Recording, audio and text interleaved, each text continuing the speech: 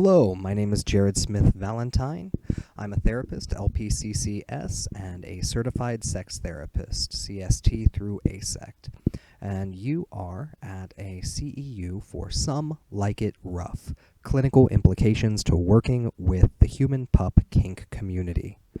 This program is being put on through Tandem and is available through our website. We're going to start with a little bit of a content warning. So this training is going to discuss content of a sexual and erotic nature, which may be activating for some attendees. Please prioritize your health and wellness and use discretion when choosing to engage with this content. This is a 3-hour CEU and it is self-paced. We're going to start with a little bit related to the CEU's credentialing.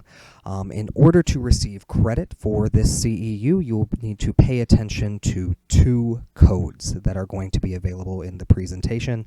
Again, that is 2 different codes that you will need to pay attention for during the presentation. When you get to the end and complete the survey, there will be room for these 2 codes to be provided. This training through the CSW MFT board is eligible for 3 CE hours. The hours for this CEU were determined based on a reasonable amount of time in which it takes to deliver these courses information and does not include any time for taking breaks. If you have any questions about the CEUs, you can send them to Jared, that is J-A-R-E as in Edward, D as in dog, at Tandem, T-A-N as in November, D as in dog, E as in Edward, M as in March, Columbus.com. So again, for questions, that is Jared at tandemcolumbus.com. We're going to start with some learning objectives. By the way, I apologize. Typically, I don't have this mic, but our mic is not working, and so we are using a little more, I'm going to say like a dramatic flare mic. I feel like I am delivering stand-up or like a graduation speech. But this is the mic we have today. So for our learning objectives today, clients will review the PLICIT model and the daily circles model for addressing issues pertaining to sexual and erotic wellness with clients in an ethical and client-led manner. Attendees will also get to review consent-related models such as FRIES, RAC, SSC, and PRIC. We will also look at more specific kink safety models such as the Boys Bill of Rights, the PUP Bill of Rights, and the SIRS Bill of Rights. Attendees will get to complete a short ethics exercise surrounding kink, fetish, and safety plan. And attendees will receive and review resources related to kink, fetish, BDSM, and pup play specifically to help inform their practice.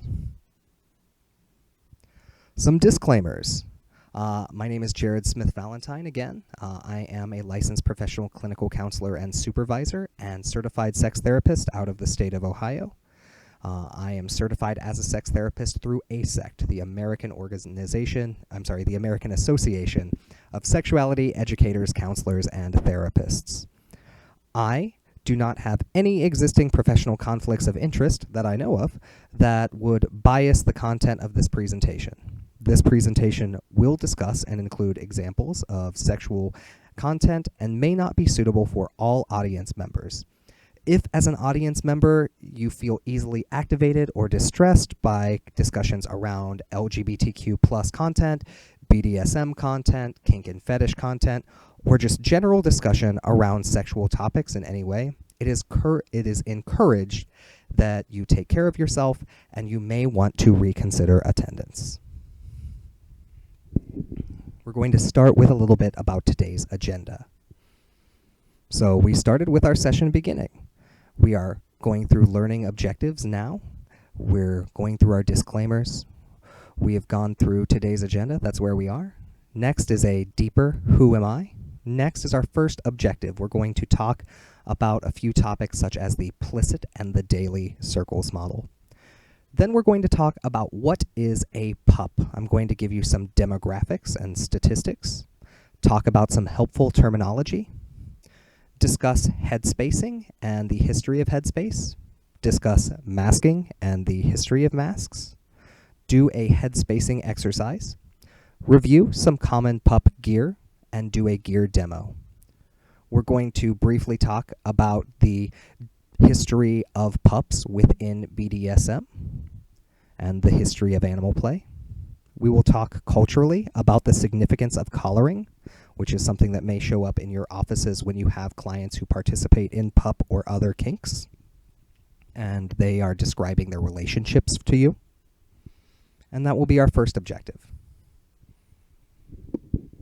For our second objective, we are going to discuss content related to pup play. We'll review a negotiation form. We'll discuss the SIRS Bill of Rights, the Leatherman's Code and Creed, the Pup Bill of Rights, and look at some consent models. For our last objective, objective number 3, we are going to discuss kink-adjacent treatment and ethics. We are going to review the BDSM cycle and how that looks versus the cycle of abuse. And we are going to talk about ethical considerations by doing an ethical consideration activity related to kink and play. The last few sections are going to be about working specifically with pups in your sessions. And we will have an additional resources section. And then the very end will be a knowledge test. I will go through the knowledge test with you in this presentation, and we will make space for where the right answers fit. Just as a reminder, as we are going through our presentation today, there are going to be 2 codes. You need those codes in order to receive credit for your CEU. So do make sure you are looking out for those codes. Next, we'll talk about me. It's me. Hi, I'm Jared. My pronouns are he and they, and I've said this a million times already, but I am a licensed professional clinical counselor with supervisory designation in the state of Ohio, and I am also an ASECT certified sex therapist, working with Tandem Columbus and providing direct care as well as supervision and CEUs. I am also a pup player in the state of Ohio and sometimes outside of the state of Ohio, and do not infrequently attend pup events and hang out in pup spaces. I like to always start any of my presentations by doing a land acknowledgement and in specifically talking about landback.org. Landback.org is an organization that I support. I really enjoy their mission. I think that when people think about the idea of land back, it sounds very scary. It sounds like someone is going to take your house from you. But landback.org is about taking funds and money that may have otherwise gone to the government in the style of things like taxes, and instead redirecting those funds to go back to the indigenous peoples who this land was stolen from, and to further support them and their communities. In the case of Columbus, Ohio, where I'm sitting right now, that would be the Miami, the Shawandasi, the Tula, the Shawnee, and the Kaskaskia and Hopewell cultures. I also like to start all of my trainings by just doing a lens acknowledgement. So I want to spend a moment to acknowledge to y'all that my views use the self as context, and that means that my lens will always include both the benefits and the limitations of my experience. You might describe me as a white, cis, male, queer, bisexual, and biromantic, married, middle class, non-physically disabled, neurodivergent, hearing and sighted, master's level educated, Appalachian, Midwestern nerd. Those are all things that describe me. I am also non-binary, more specifically neuroqueer, even though I am typically perceived as cis. My professional lens of treatment is eclectic and includes foci in the following models: CBT, TF-CBT, ACT, DBT, skills, brief solution-focused therapy, motivational interviewing, narrative therapies, bibliotherapy, use of models like the Circle of Courage, and mindfulness-based stress reduction. I have an emphasis in my practice in incorporating LGBTQ plus affirmative models, sex positivity and body neutrality models, and including holistic wellness. I use 3 trauma-informed models, and those are TF-CBT, Narrative Exposure Therapy, NET, and STARE-NT, which is STARE Narrative Therapy. I have an emphasis on working in my community, and as a sex therapist, I am also pulling in models pertaining to sex and sexual experiences. If you would like to get in contact with me with any questions, you can reach me at jared@tandemcolumbus.com, like I said earlier. And you can learn more about my credentialing experiences on my LinkedIn. You are more than welcome to look for me there. You can also see more of my content here on YouTube or on TikTok. And to learn more about where I practice, you can look up Tandem Columbus. We're going to start by discussing the implicit model today, which has been reframed in the past several years as the explicit model. So first I'm going to walk you through the implicit, and then we will explain the explicit. A copy of slides can be provided to anyone who asks, but implicit is an acronym, PLISSIT, and it discusses a top-down general to specific approach of safely approaching clients about sensitive issues in a way that is empowering for those clients. So we're going to start with P. P is for permission giving. An example of that in practical clinical spaces is, hey, you mentioned discomfort around masturbation. Just so you know, if you ever have any questions about masturbation, we can talk about that here. If somebody takes that permission and says, yes, I would like to know more, then we move to the next step.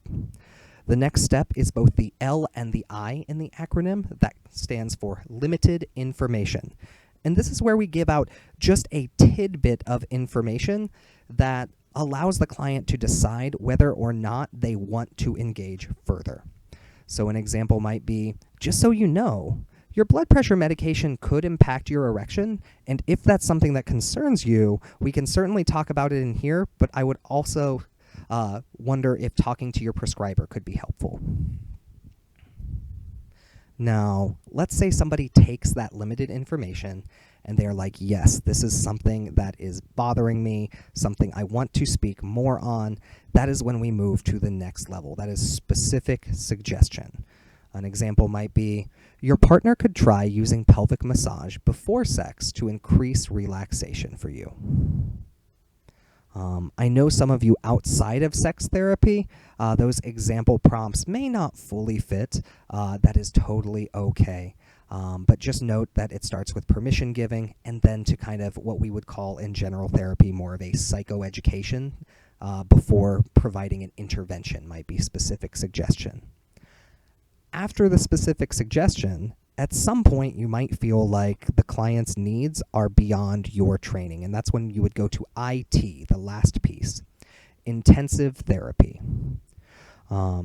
For me, as a sex therapist, this is typically not something that pops up too much in my office because people are coming to see me with the desire for intensive therapy, and I am that provider.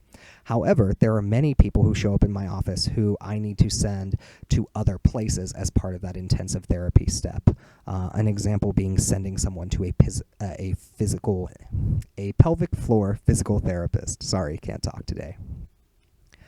So an example of how I might phrase that might be, oh, hey, let me get you a list of sex therapists or affirmative care clinics, pelvic floor physical therapists, abortion doulas, sexual surrogates, etc. This is any sort of role that is beyond ours and requires additional support. It requires additional training in order to support the client. This model was created in 1976 by Jack S. Annon, that's A-N-N-O-N, and was updated in 2006 by Sally Davis to the explicit model. That's both Sally Davis and Bridget Taylor. They expanded the model to focus on revisiting permission at each and every step. So the difference between the plicit, which is the original model, and the explicit is that the explicit is a more circular model because we are constantly feeding back into that loop of permission giving. So again, we would start with, hey, if you have any questions, just know you can talk about that here. And then when somebody does have a question, you can then check back in for permission giving. Hey, I just want to check in. I understood that you would like to have some more information about this. Is it okay if I provide that now? When they say yes, that's when you would move on to limited information. If they want additional information as far as a specific intervention, you would again go back to permission giving. Hey, I heard what you said that you would like to try something to improve this. I have some ideas for what that might be. Is it okay for me to tell you about those things? And then again, when you get to the last step, intensive therapy, before you do that, you would revisit permission giving yet again. Hey, I'm noticing that I think there might be some other professionals who would really be able to help you in a way that I am not trained to. Would it be all right if I talk to you about who those professionals are right now? And that would be the process from there. The next area we are going through is how to discuss sexual topics with clients using the Daily Circles model. This model was created by Dennis Daly in 1981.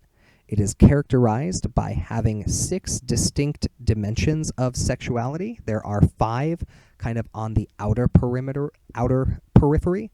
Those are sensuality, intimacy, they are reproductive health, sexual health, and sexualization. Those 5 dimensions are tied together by our values, which is the 6th dimension. You will see a graphic in the slide deck. It has values in the center, and then it has these 5 interconnected circles, all touching values while touching each other. I'm going to tell you a little bit now about each of the dimensions. The first, sensuality, are things that are physically pleasurable. Questions like, how do you like to be touched by your partner? Or this might be where we invite in a body mapping exercise to get to know about where your body feels safe and unsafe. How important is physical pleasure other than sex to you? This might give people the opportunity to explore that things are pleasurable for them outside of sexual pleasure. Are there physical acts that you enjoy but you find physically or mentally uncomfortable? So anything having to do with pleasure is going to be in that first dimension. The next one is intimacy, which is emotional closeness. How can someone support you in feeling emotionally connected and close? How does emotional intimacy with another man impact your emotional state? What is your ideal date night? And of course, we could put a million questions in any of these. These are just very broad examples. The next area is identity. I think I might have misspoke on that earlier, actually. So just to clarify, these 6 areas are sensuality, intimacy, identity, reproductive and sexual health, and sexualization. And those are tied together by values. So identity, I like to think of as the hats we choose to wear for ourselves or the hats that other people force us to wear in our day-to-day life. These are things like, what are things you tell yourself about your sexuality? How comfortable are you explaining your gender identity, your sexuality, your erotic orientation, etc., to yourself and to others? Who are your sex role models? The next one is reproductive and sexual health. And this includes things that are physiological, medical, or related to safety concerns. A question I often start here with is just, if you could ask your doctor anything about your sexual or reproductive health, without any consequences, what would you ask? Or have you noticed any pain with intercourse? What are your reproductive goals? These are all questions, and again, these are just some brief questions that fit into this category, but it is a very non-exhaustive list. There are a million things you could put here. I want to pause here on reproductive and sexual health for a moment to highlight that that is one of the reasons that we are having this CEU today. Is many people find it hard to approach their healthcare providers and discuss their kink, discuss even their queer identity. And as we will see, pup play largely takes place in the gay community. However, it is not exclusive to the gay community. However, if somebody did have a health concern, we have data to support that people feel uncomfortable bringing sexual topics to their healthcare providers. So hopefully using things like this daily and this Plicit will help make your practice a little bit more approachable as a clinician to allow people to feel safe to talk to you about their concerns, but also about their strengths and their big victories. The last dimension is sexualization, which is what makes you feel sexy. So this can be things like, how do you flirt or express interest in a potential partner? Right? So on one hand, that might be like, hey, how do you like rizz up a partner and get him interested in you and ask for a date? On the other hand, if somebody does not have these skills, it might be, hey, why do you keep finding yourself in HR, having to have conversations about the way you talk to other people in the workplace? Next is, something like, what makes you feel sexy, turned on, desirable? How has your upbringing impacted your view of what you find sexy? Right? These are all things that we could perseverate on all day, I'm sure, but just some examples of things that live in those 5 main areas. The 6th area is values. And values are the things that we give a damn about that feel core to who we are as people. There are a million online values sorts if you are looking for a way to incorporate this into your sessions. I think a value sort is a really cool tool to use both individually or in partnerships in kink dynamics, right? You can create a shared values list that clients can use. And these inform all the other areas, because oftentimes when we are feeling poorly about something in our sensuality, something in our intimacy, something in our identity, something in our sexual health, something in our sexualization, it can be because there is a disconnect between what we value and how we feel our behavior related to those 5 areas is acting. So like, for example, if I have a value of non-monogamy, but as an identity I have been placed in a monogamous relationship, I might find that there's a lot of disconnect there for me. I might find that it is hard for me to exist in that relationship.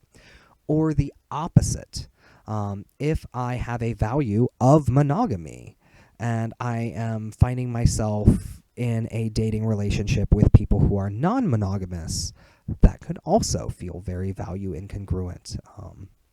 That is just one example in one of the areas, but we could go through and do one with every single area if we decided to. So I'd like to take a break here for just a moment, and then we're going to move on to discuss what is a pup. So I'll give everyone about 30 seconds to just get adjusted, change to a new sheet of paper, that kind of thing.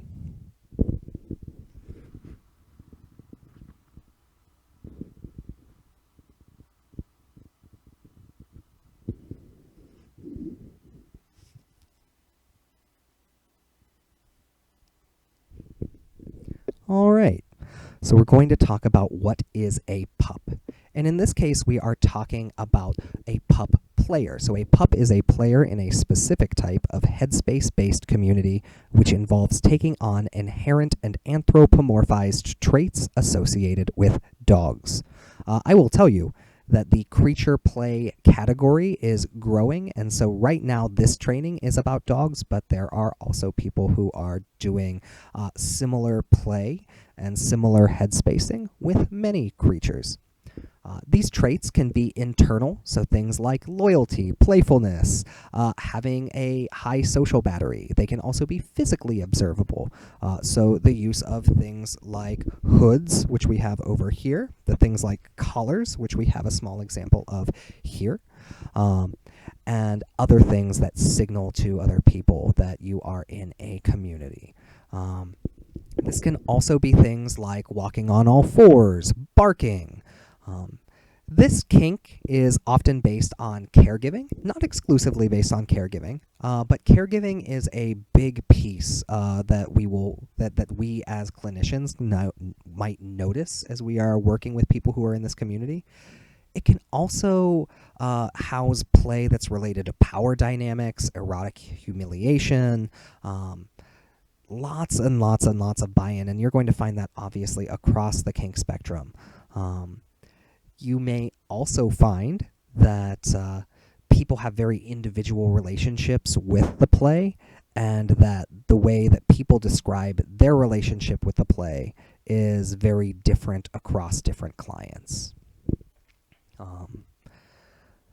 So I like to open this conversation by just asking how many people watching this right now, so you can pause the video for a minute and think back to yourself if you'd like, but how many people at some point in their life have pretended to be an animal or some other creature as a part of either childhood play or adult play? This can be, when I was growing up in high school, is when the Twilight books came out, and I absolutely had younger cousins who were pretending to be vampires and werewolves. I have little god kiddos now who very frequently will come up to me and be like, I'm a cat, I'm a bat, I'm a dog, I'm a this. And they will actually assign you roles as well. I'm going to be a baby kitty and you're going to be a daddy kitty.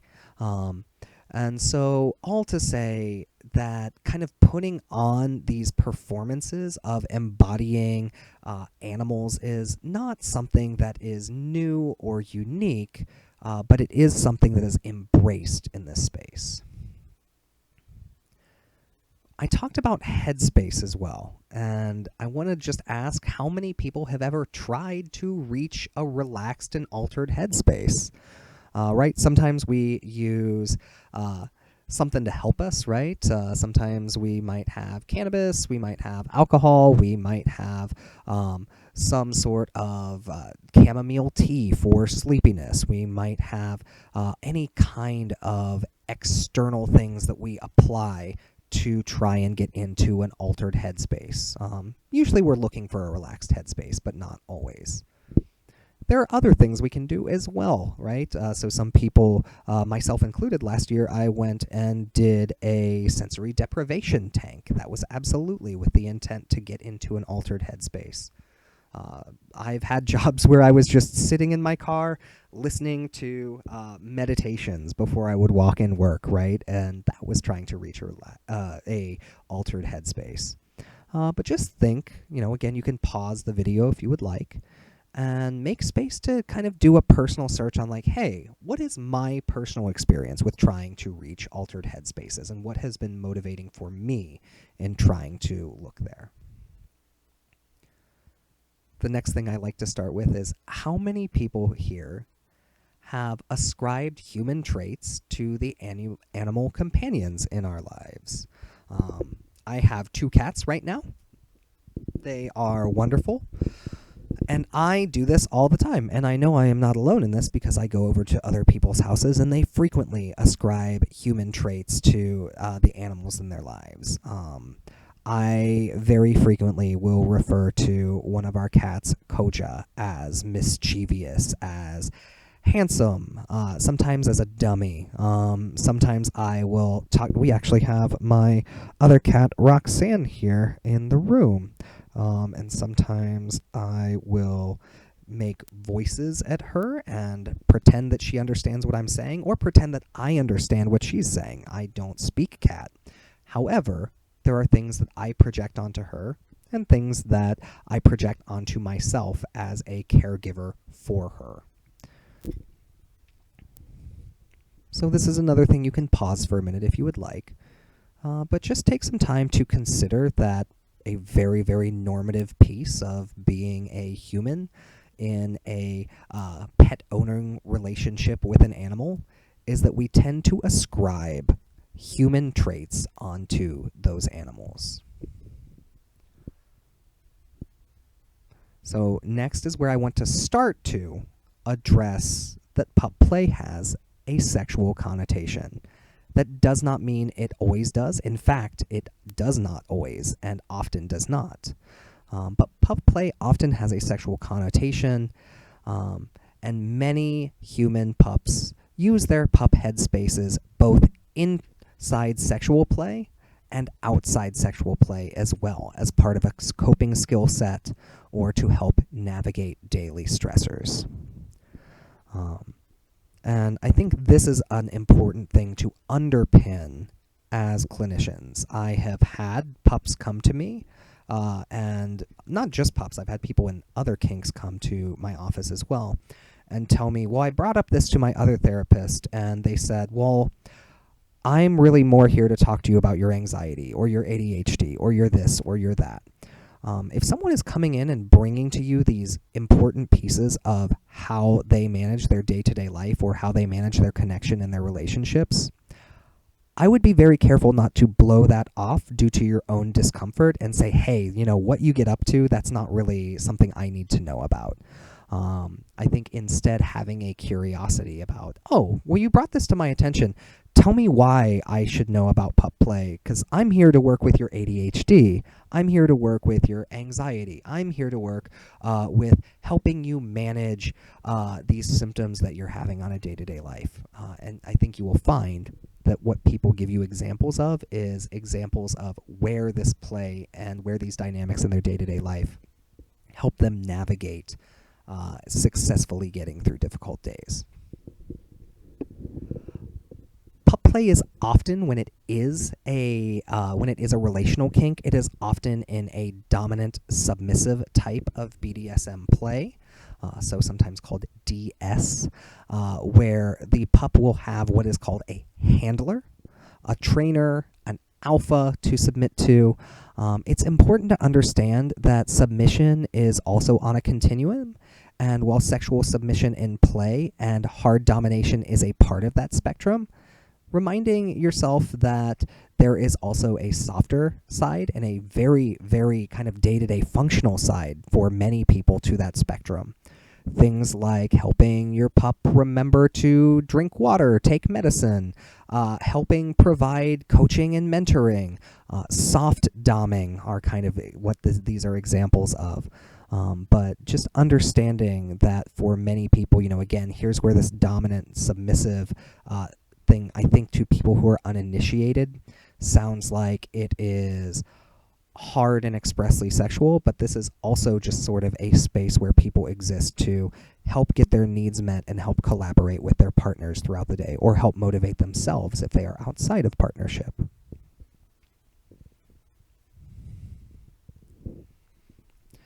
I want to give you some stats on pups. So these statistics are derived from a community study called the NDRP, the Nerdy Doggo Research Project.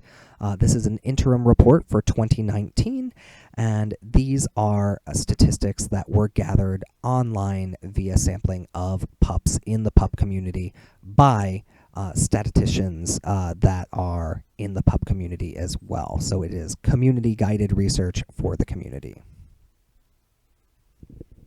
So the sample size was 2,506 people in the year 2019.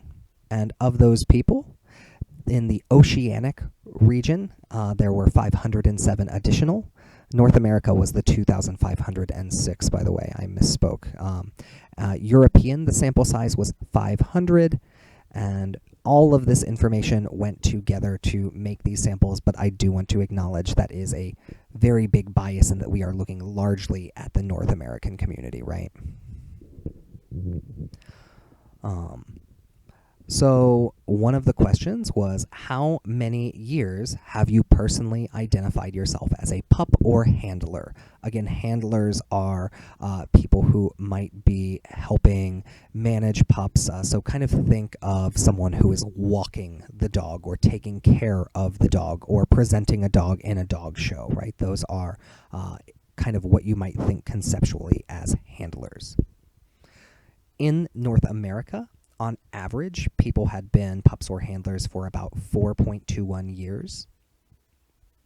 In the Oceanic area, the average was 4.39 years, and in Europe, 4.73 years.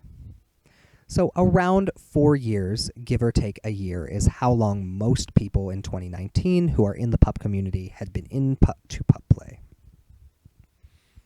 The next question was, how many years have you been participating in the pup community?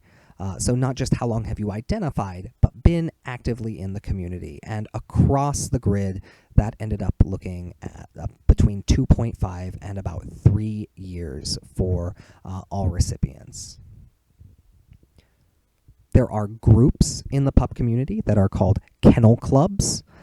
Additionally, there are support groups for pup play, and pups also form packs that can have their own dynamics. And so the next question has to do with that. Do you belong to a PAH, a pup and handler club, a kennel club, or another kind of social support group in the pup community? In the US, 62% said yes, and about 37% said no. In the Oceanic region, 73% said yes, they do belong to these organizations, and 26% said no. And in Europe, only 36% of respondents said yes, and 64% said no. Now, do remember that both Europe and the Oceanic region did have smaller sample sizes. Do you identify yourself as a pup or a handler? In North America, 70% of people who responded who are part of the pup play community said that they are a pup, with about 10% saying they are handlers and about 20% saying they are both. This was roughly true across the Oceanic and European demographics as well. Do you own any gear as part of your pup play identity? In North America, 92% of people said yes. In the Oceanic region, 89%, and in Europe, 95%. So for many, many people in the pup play community, that owning gear, which is what you see behind you here, is absolutely an important part for them. However, I also think that if somebody is on a website participating in a survey, it is pretty likely that they have been initiated in the community to the point where they would own gear. I can tell you that a standard in the pup community is that you do not have to own any gear to call yourself a pup or a handler or to be a part of the community or be welcome in community spaces. There was a spectrum question related to how sexual or social the pup scene was for people, and it rated from 100% this is sexual for me to 100% this is social for me, graded on a 1 to 5 Likert. The average result was a 3 in North America. So for most people in North America, pup play is both heavily sexual and heavily social, or at least a good mix of sex and social interaction being an important part for them. In the Oceanic region, it was slightly more towards sexual, 2.9, and in Europe, slightly more towards social, 3.1. This is an important statistic because it demonstrates trends in the community with overarching focuses on styles without disregarding those who are purely in the play for social reasons and those who are purely in the play for sexual reasons. I'm going to do some pup stats as well. So when we look at, and I'm actually going to move this a little bit closer, because unfortunately the graphic is a little hard to read. So when we look at gender and sexuality in the North American community, what we found is that over 55% were gay males. This does not mean that there were not other groups. There were absolutely people who identified as pansexual, male and female, heterosexual, queer, non-binary, people who identified as homosexual rather than using the term gay male, bisexual, both male and female, queer, both male and female, pansexual, non-binary, other male, and several other categories. These all make up between 1% and 5%, with the overarching majority going to gay male. When we looked at age range, again, keep in mind that many of the places where pup play takes place are specifically sexual, and so they are only available to people over the age of 18, and so the amount of people who identified that they were under 18 was less than 1%. 19 to 20-year-olds were 10%. People over 60 were 0.4%. People who were ages 51 to 60 were 5%. People who were 21 to 30 were the vast majority at 47.1%. 31 to 40 at 24%, and 41 to 50 at 12%. So this is largely a kink that became very popular during a millennial era. And we'll talk a little bit more about that as we move on, because we will go through and talk about the timeline. Before we do move on, I want to talk to you about some helpful terminology that I think will help get you through the day with as few questions as possible. So we already talked about a pup being a person acting the part of a puppy within the pup play scene. An alpha, then, is a pup who is in a leading position over others. Normally, this is a leadership guidance role. It can absolutely, as well, be a DS, BDSM, so dominance and submission space. And like we talked earlier, this can be for erotic humiliation, but also is very frequently just people who feel like they have leadership qualities, or people who are in a caregiving role of other people. There's the idea of an owner, similar to a handler, so someone who owns pups or a pack of pups, a pack in this case being multiple pups. A handler, someone who is handling a pup on a leash, but also someone who is caregiving and not in a pup role. Handling is kind of its own role within the community, and is, again, oftentimes very guided around offering leadership and offering structure to puppies, and taking care of them when they are in their headspace. A PAH, we already talked about, is a pup and handler organization. These are normally regional or local groups, specifically for human puppies, their handlers, and those interested in pup play. There is the idea of a biopup or biodog. So this is unrelated to the play. This is just terminology used in the community. It can be really confusing if you are in your group of people who are pups and you are talking about like the pet animal that you have in your house that is a dog. And so biodog or biopup is how you refer in the pup community to your actual pet that you have. We already talked a little bit about headspace, but just to give a little further definition before we jump in, this is sometimes called pup space or pupping out in the pup community specifically, but it is a carefree mental state that happens when in pup play. It focuses on being present and mindful, interacting with your surroundings on instinct, similar to how an animal might, and then putting your thoughts, fears, and ambitions aside to just be very in the moment in what I would say is typically a very fun and whimsical way. So this is not a connection to the moment, typically in like a fearful or aggressive way. It is sort of this letting go of everything and just kind of going into a space where you are just very present and whimsical and enjoying what's going on around you. A totem is an item which helps somebody access a headspace. So we will go through some examples of that later, but a hood, which I have behind me over here, for some people can be a totem. Also, different toys can be a totem. Sometimes people wear more discreet things like certain jewelry. I have in today these little paw print earrings, things like that, that are more discreet, but a totem is just something that helps you stay in the headspace of a pup. Moshing, or a puppy mosh or mosh pit, is just a group where pups get together and are in a specific area that is typically roped off and matted off for the purpose of being playful and interacting and playing with other pups. When I say playing, that is not expressly sexual, and oftentimes moshes are non-sexual. I am not saying there's never been a sexual mosh, but what I am saying is typically in a mosh, it is playing with toys, jumping around, barking, cuddling, and then if you met someone there who you felt a specific connection to, you might engage in play with them outside of that area. But moshes are like kind of like, the way I think of it is kind of like the ball pit at like a Chuck E. Cheese or something. It is a roped off area that is just for like roughhousing and playing.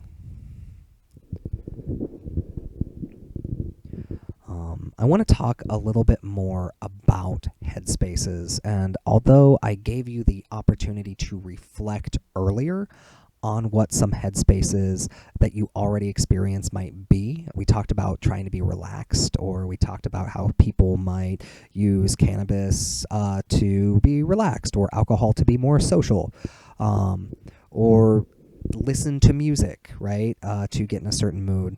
I'd like to just give a couple more examples. So the first one is I call hustle mode. So this is putting yourself in a headspace to be more focused. So this might be things like setting deadlines, using a Pomodoro timer, using an ice bath to wake yourself up and get yourself focused and ready to go.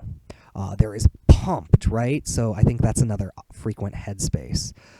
So sometimes you hear that like referred to as like beast mode, but like, taking your pre-workout so you can go get a good lift in at the gym, psyching yourself up for something that's difficult, like listening to music to get you all pumped up before you go do an important interview, something like that. Another headspace I think we find ourselves in commonly is what I would call carefree, vacation mode, right? Things like camping, things like dancing, finding just these spaces to connect to whimsy and a letting go. There is a zen, I would say, kind of like a chill mode that I think is a frequent headspace, so things like meditation and yoga, mindfulness. Bear in mind, and we're going to talk momentarily after the demonstration about it, but I want to talk specifically in a moment about how masks, not just in pup play, but historically have always served an important role in allowing people to connect to aspects, to connect to these different kind of headspaces. The next headspace I think a lot of people typically go through in their day is what I call the adulting headspace, which I know is a very millennial word, but I'm very much a millennial. You might think of this as like your customer service mode, right? So things like task necessity and things like managing workplace dynamics, things like getting a list of things done and getting to feel like a big responsible adult at the end of that. I think that is all a headspace as well. There are lots of other headspaces we find ourselves in, right? So like horny, hungry, sick, just body-based needs modes that our body kind of goes into. And you can kind of feel yourself going in and out of these throughout the day or throughout the week. Or, I'm chronically ill, so sick is not a rare event for me, but for many people, you feel yourself go from well to sick to well if you get like a cold or something. I do want to point out that because these headspaces are things, they're different roles we put on throughout the day. They connect really well when you're working with pups, and we'll talk about this a little more in depth later, but if you are a therapist who pulls on things like Jungian archetypes, or you are someone who uses IFS, or really any sort of work that acknowledges that we're allowed to have different parts to how we feel or interact or manage our day. This is a great way to get into that and understand the importance of a headspace. All right, we're going to do a headspace exercise. I call this Let's Go for a Walk. And my goal is for this to allow you to kind of see what it might be like to approach a pup headspace. Now, if you are uncomfortable, you in no way have to participate. But we're going to spend a moment doing a guided imagery now. I'm going to invite you to breathe in through your nose and out through your mouth. It should be loud enough that you can hear your breathing, but not so loud that the person in the next room can hear your breathing. And I want it to be based on what feels comfortable in your body. So don't breathe at my pace, breathe at yours. You can close your eyes or soften your gaze.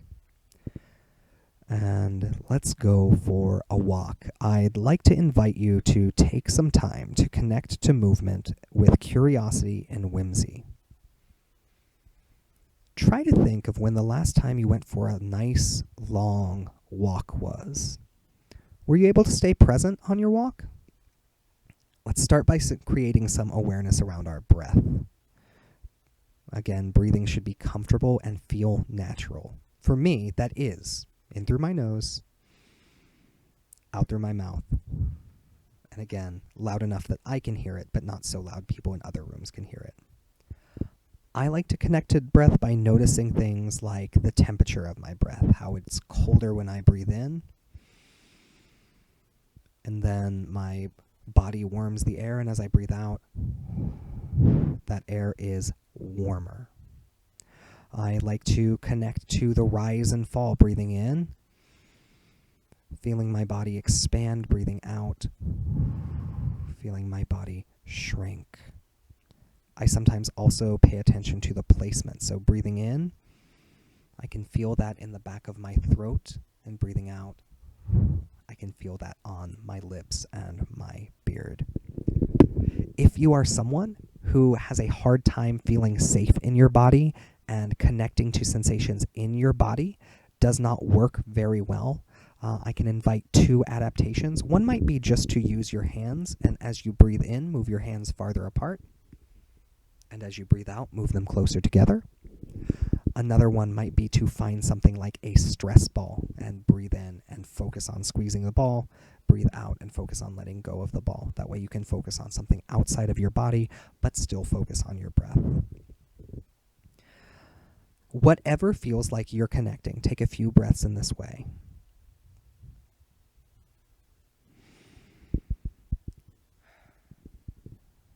And if you find yourself distracted, that's good. It means your brain is working. We like that. But go ahead and take yourself back to your breath. Now, I begin a walk by taking one slow step forward.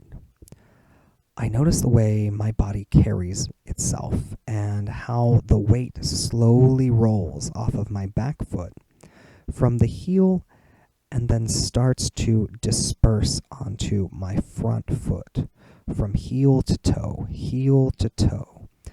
If you'd like, you can absolutely go ahead and walk through this meditation with me, this guided imagery. You are more than welcome to take these slow, intentional heel to toe steps, though I would advise opening your eyes if you do that. I take another step and continue to focus on my breath and the sensation of taking a step. I notice where in my step I feel the strongest and where I feel the most unsteady. I continue to take steps and notice how the different pressure may feel on different surfaces. The carpet, the hardwood, the asphalt, the concrete, the dirt path, the soft grasses. If it's safe to do so, I take off my socks and shoes so that I can better explore the sensation of each step. I might start to connect with the experiences of warm, cold, wet, dry, hard, soft, and allow my feet to take in this new information, to see what it's like to fully live a step. I might run just to remind my body that it can, and share the whimsy of going as fast as I'm able. I take more steps. I am feeling like challenging myself. I may go down onto all fours and notice what it's like to take these same steps with more information coming in, letting my hands, knees, and feet explore my surroundings. I may notice that some things feel pleasant on my hands but not on my feet, or vice versa. I might notice how different my home or yard looks when I approach it from a new perspective.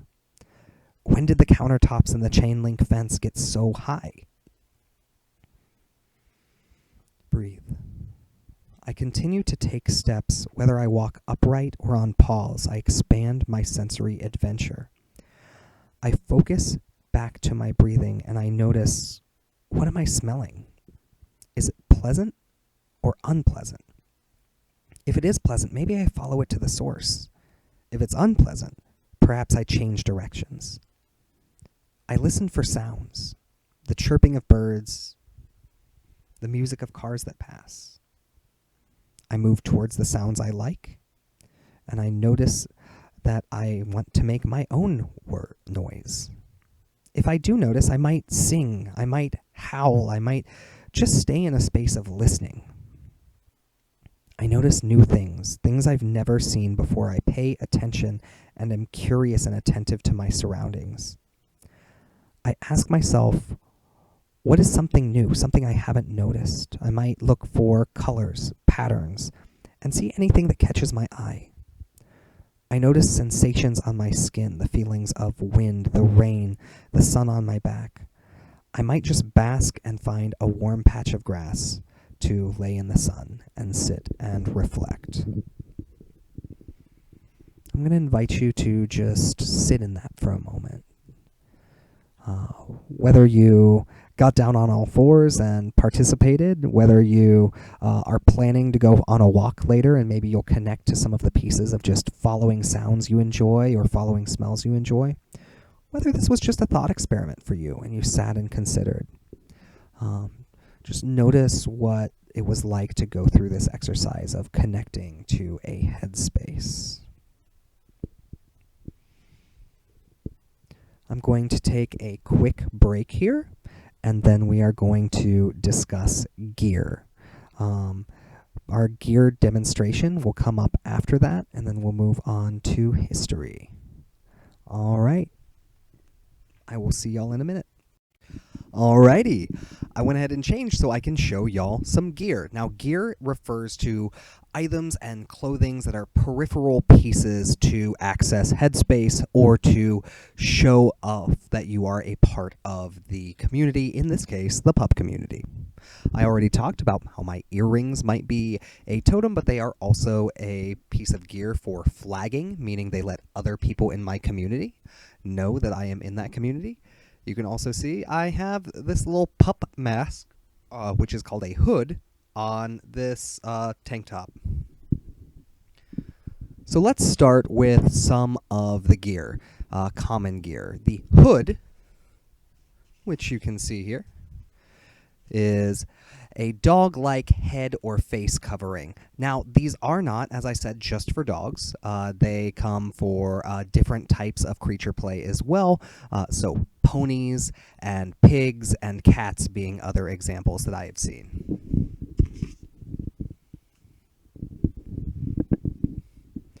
Sometimes there are partials. I'll show you a partial now because I can wear my glasses and have a partial on.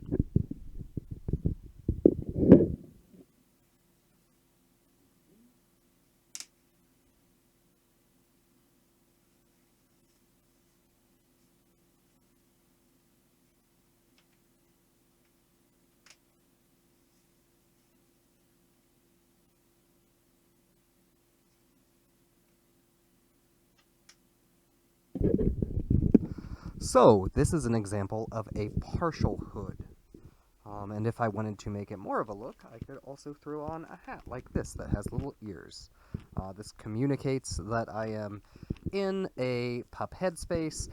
If I had an specific persona associated with that, that is sometimes called a pup-sona.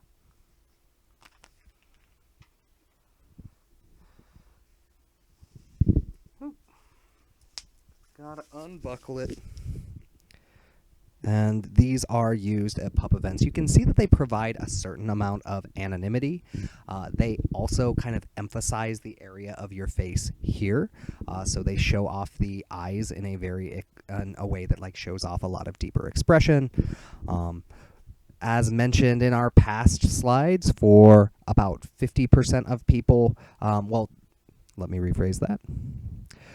We saw that these things are associated with sexual play about 50% of the time, meaning for some people, wearing something like this is never ever sexual, and it is about just being in community, having that anonymity. A lot of neurodivergent people enjoy that it is sort of sensory binding, so it muffles sound, it restricts peripheral sight, and there's really not a big expectation that you talk to people when you are wearing a hood, and so those are things that people like. For other people, it is deeply sexual.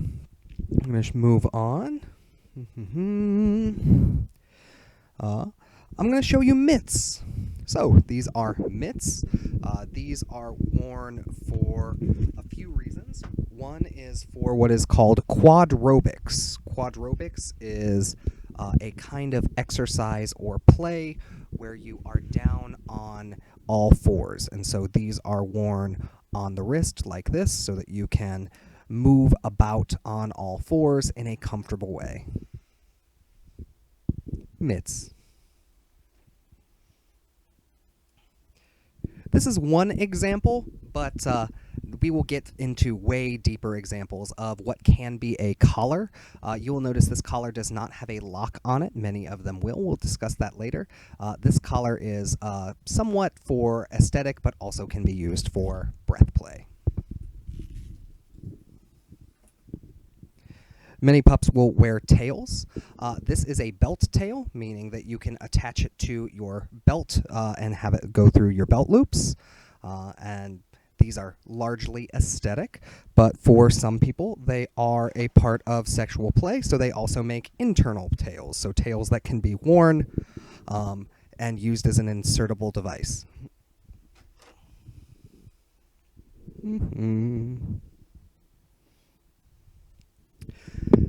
The queer community and the gay community in specific has a long tradition of what is called flagging. Flagging is a way to safely indicate to other people that you are a part of the community. And this was largely done initially with what is called a hanky code in modern America. Of course, flagging existed before then, but typically when people are talking about flagging, they are talking about using a handkerchief. The side of the body you wear it on indicates if you are a top or bottom, and the color or pattern indicates what you are into. In this case, this one has little bones on it, so it is something that you could wear out, and people would know if they were in the community that you are a pup and into pup play or a handler.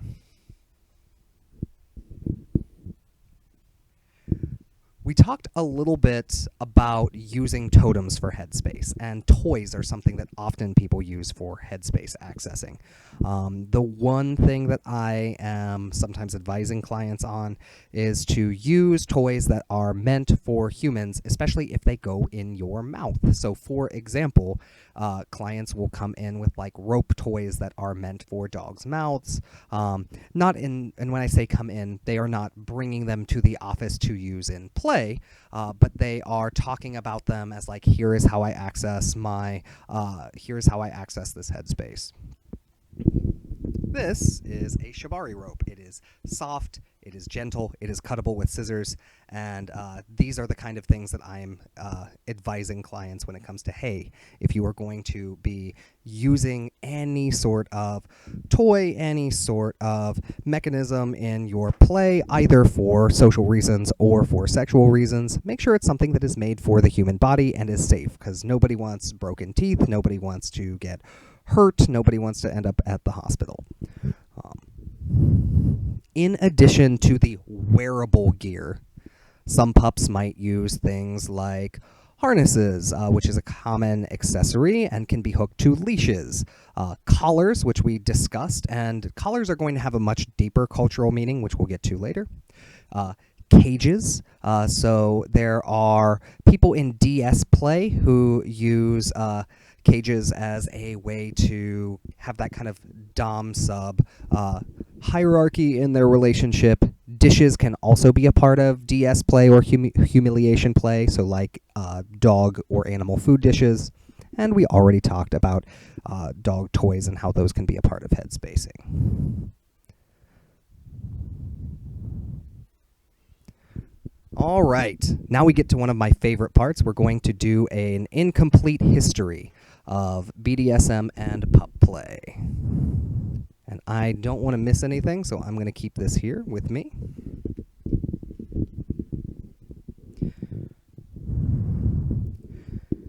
(3100 BCE Mesopotamia). There are ancient texts that describe the goddess Inanna, who was worshipped from 3500 to 2000 BCE, whipping her followers into a sexual frenzy.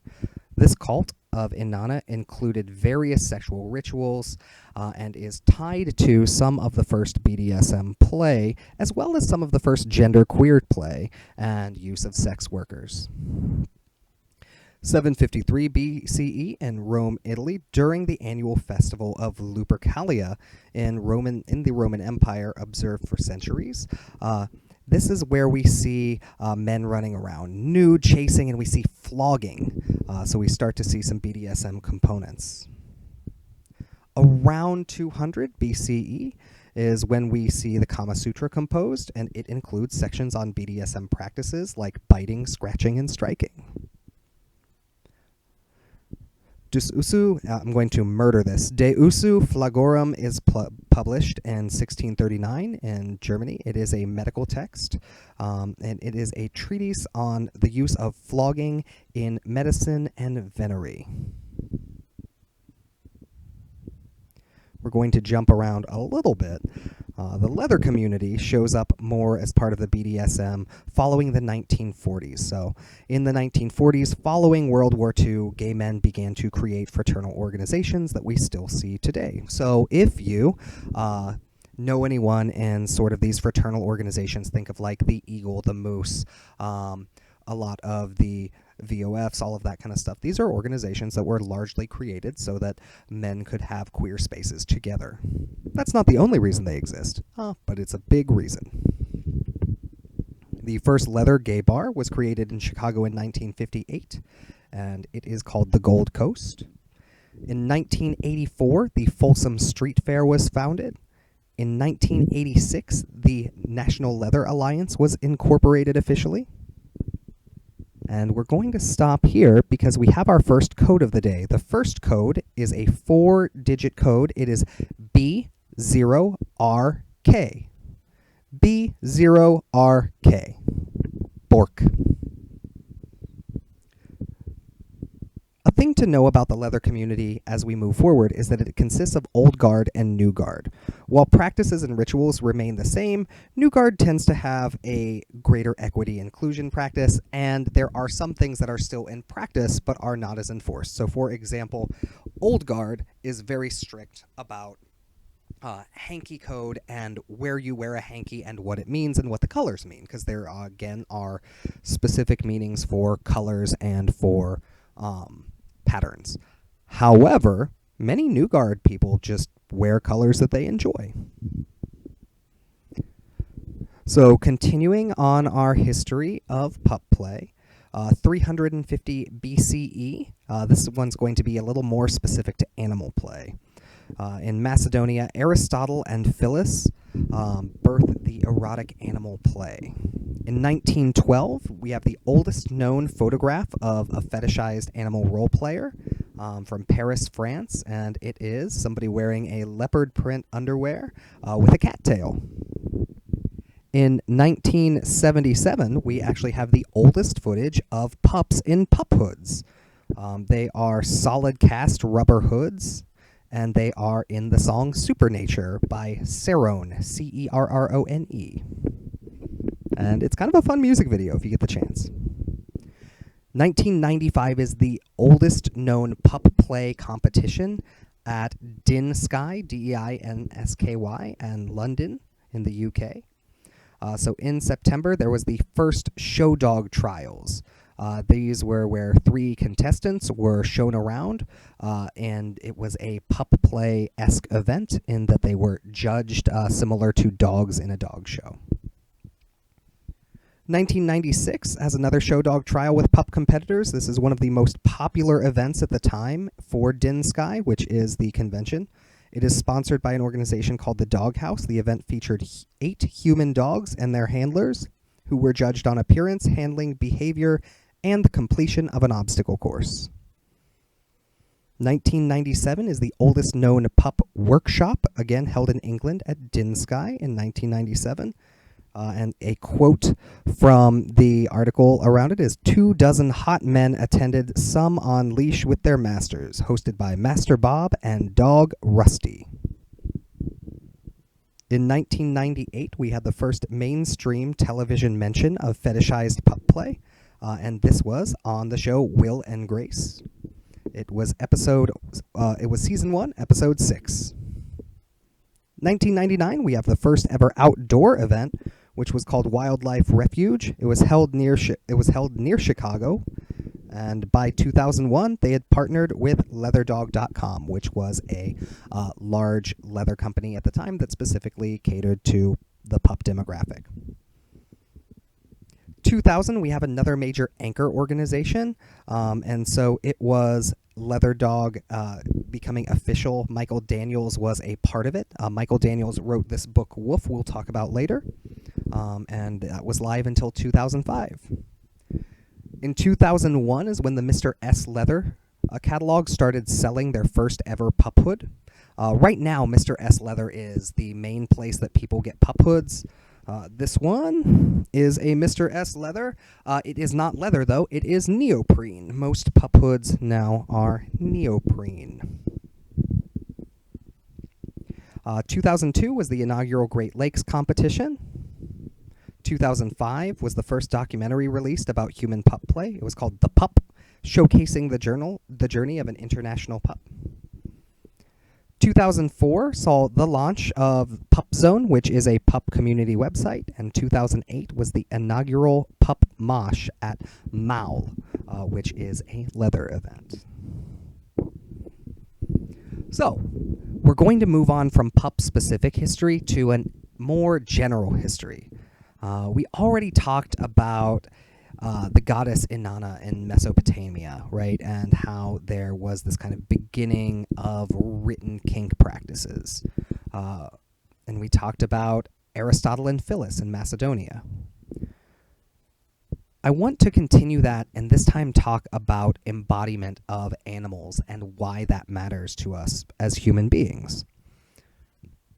So the ancient Greek and Romans had stories about Jupiter or Zeus, depending on the pantheon we're looking at. And one is the story of Lycaon. This is collected most popularly in Ovid's Metamorphoses, but it's also documented by Hesiod, and it's also documented in other collected texts.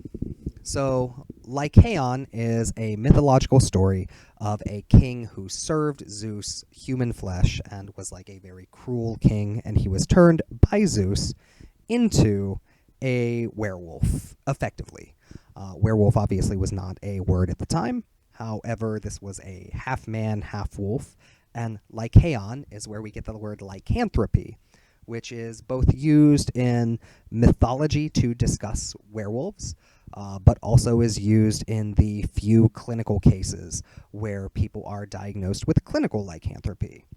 The word clinical lycanthropy, by the way, refers to these incidences where people believe via a via some sort of delusion or some sort of cultural identity that they are turning into werewolves. An interesting study looked at 43 cases between the years 1852 and 2020, and it looked at lycanthropy as well as cananthropy, which is the belief that you're turning into a dog.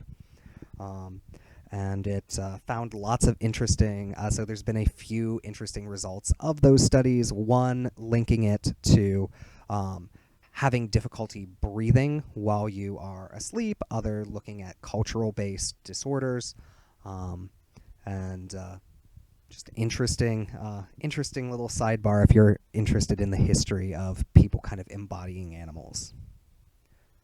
Sometime in the 6th century, we had a figure of Arthurian, Welsh, Bardic, Celtic legend who became a god, Taliesin. Taliesin was documented throughout history, and he is in many poems and ballads, several that are attributed to him specifically. In the 14th century, he was seen as this legendary figure from Arthurian legend.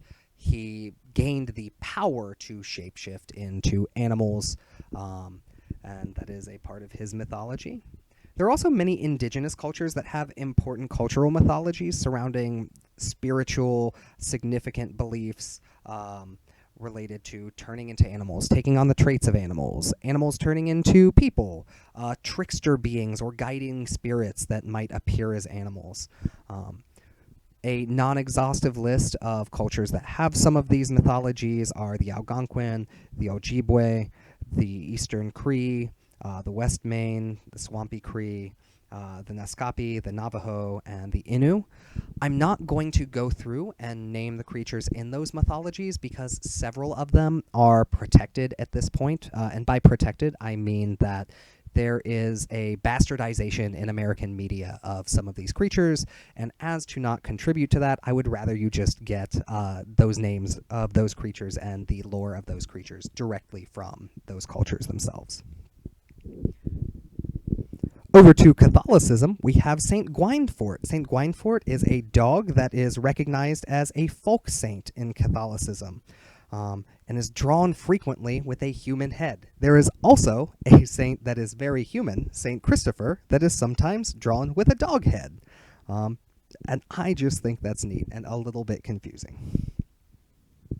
Panhu is a significant part of Yao and Han mythology in China, and is a myth about a dog who turns into a human to marry a princess. Of course, we wouldn't be talking about this sort of mythology of taking on animal characteristics if we didn't talk about Anubis, right? The jackal-headed god in Egypt. I think this is probably one of the examples that people are most familiar with, and Anubis was a protector of graves, funerary rites, mummification, and the transition between life and death. I want to give some modern examples as well, and the thing that sticks out very easily is superheroes. So there are many superheroes that have powers that are either derived from animals, including dogs and wolves in those, but so Werewolf by Night, Beast, Wolfsbane, Daken, Vixen, Catwoman, Wolverine, Sabretooth, Spider-Man as we go outside of the dog and wolf examples. But so these are also things that are still part of our current cultural mythology. As we're talking about mythologies, I think it is also incumbent that we talk about masks and the importance of masks.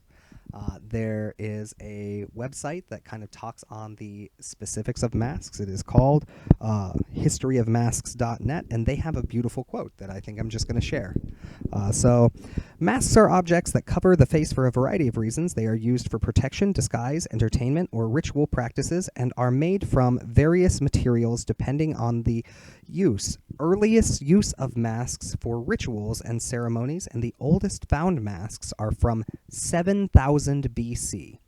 The art of making masks could be older, but because of the materials used in making them, leather and wood, they likely did not survive to this day.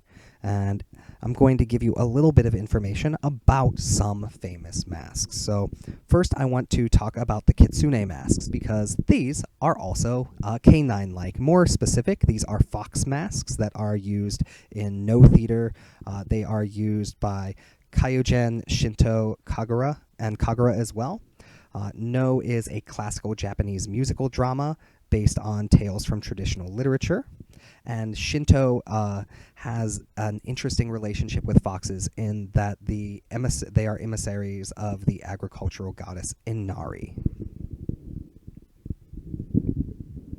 The ancient Greeks used theater masks. Excuse me, I'm about to cough. The ancient Greeks used theater masks, which allowed actors to shift into characters and to play multiple roles. So this is some of the entertainment piece, but it's also where we see people taking on specific aspects by putting on masks. In addition to the death masks that mummies are known for, ritual masks were also used by priests during Egyptian rituals. Those masks were made from cartonnage and then painted. They were hand-painted in the likeness of the animal heads. We gave the example of Anubis. And so Anubis jackal masks, then they were very tall. And so actually the eye holes were in the neck, were used during these ritual mummifications. Masks also have a history in indigenous cultures, including the cultures of the Hopi, the Zuni, the Laguno, the Pueblo, the Acomo, the Tewa village, Mohawk, Seneca, Cayuga, Tuscarora, Oneida, the Iroquois, and more. In modern America, we have specific, important, relevant masks as well. Again, we already talked about superheroes, and superheroes obviously have masks attached to their mythology. Additionally, horror, both modern and classic horror, has masks. And I think probably for queer people, one of the modern most significant masks is that of John Fryer, who was Dr. Henry Anonymous. Henry Anonymous in the 70s was a psychiatrist who wore a mask to speak on his experience as a gay man and speak on how we should not have pathologizing gay men gay people in general. In the DSM, it is not something that is a disorder or a disease. That is what set the groundwork for a lot of queer expansion and a lot of the ways we have reframed queer experiences, both sexually queer and genderqueer identities, as not being something to pathologize. Additionally, I don't think we would be able to talk about Henry Anonymous and not talk about the other Anonymous, right? And so many of you are familiar with the Guy Fawkes masks. Guy Fawkes masks actually come from a different history, I believe 1609, and acts of rebellion. However, and I'm trying to be brief here, but the Guy Fawkes mask is now associated with kind of the online group Anonymous or with revolutionary acts in general.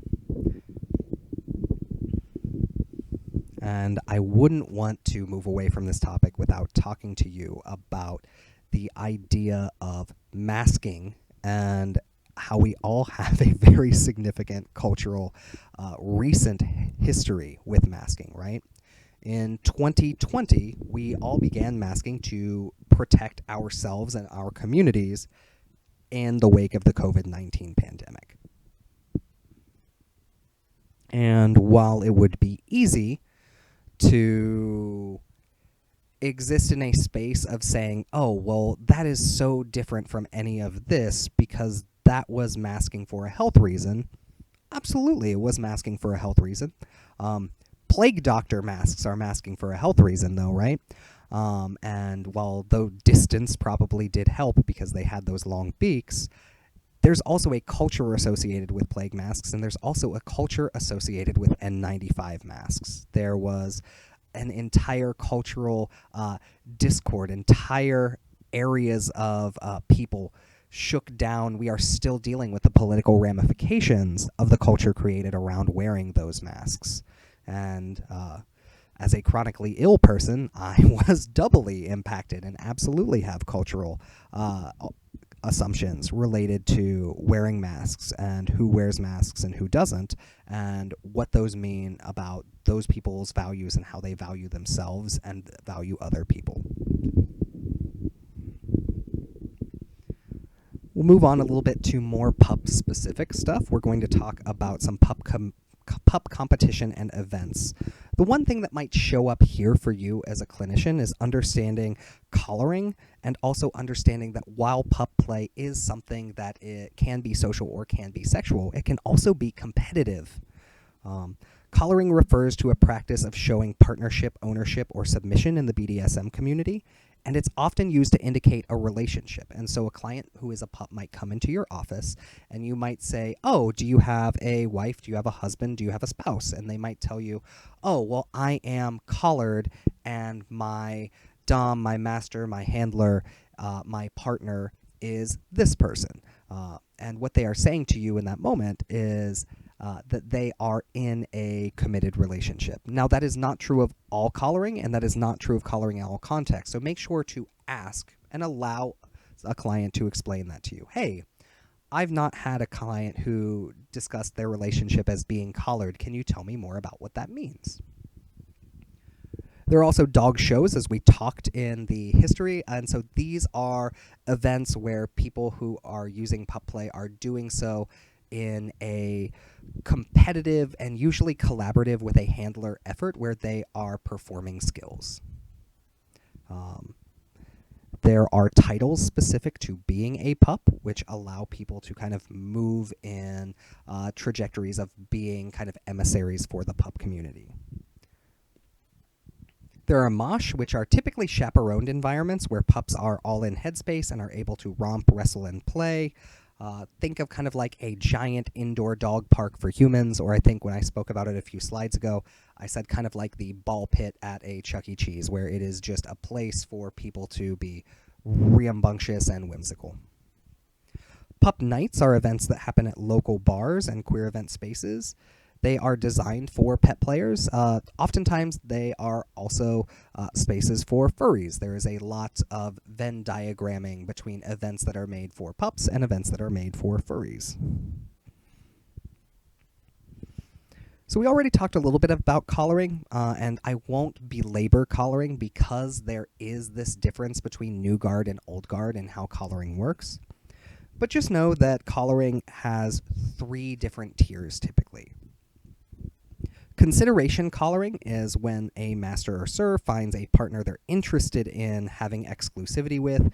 It's usually in a small ceremony or a non-ceremonial environment, and the collar given is not typically, like, it does not have to be a collar. I have seen people wear leather bracelet straps. And these are typically used for a specific period to kind of indicate intention. Hey, we're going to go in and practice this kind of play or get used to this dynamic for the next 3 months. And so we're going to, here's this collar to show that I am on this journey with you. Once someone enters training, then they often get a training collar. A training collar is part of an agreed upon protocol. It is more ceremonial and can include counsel or an officiant. These training collars are typically offered by people in a dominant role after a period of time where they've had extensive conversations with their sub and explored characteristics, traits, interests, and desires in a lifestyle. And if they feel that they are a good match, this is part of how they move into a deeper relationship. Typically, this is a leather collar that is worn around the neck, and a date is set typically, although, again, old guard, a date is typically set for, like, here is how long our training period ends. This is, in new guard, oftentimes more of a conversation. There is also permanent collaring. Permanent collaring is wearing a lifelong collar as part of a lifelong committed relationship, similar to a marriage. These collars oftentimes have a padlock to indicate that they are a permanent collar. These can be formal, and when I said they were like marriages, that includes ceremony and ritual, including like friends and family being a part of these events. And they are often used in place of a marriage or in addition and supplement to a marriage.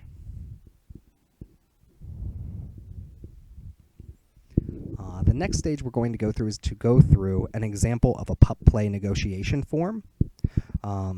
So some areas in these forms that are covered. One would be just to understand that a negotiation form is typical in kink settings. So if you are with a client and they bring up like, oh yeah, this is what happens and how we communicate, this is how we negotiate, it is very common for paperwork to come alongside that.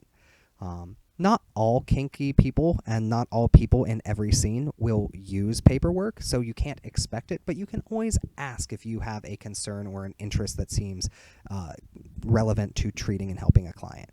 Hey, you mentioned to me that you're in this relationship with your partner and that there are parts of a dynamic you agreed to. I know in kink spaces sometimes things are negotiated on forms. Do you and your partner have any sort of formal agreement? This is going to include areas like name, personality, pup names. Sometimes your name in the pup community is different than your given name.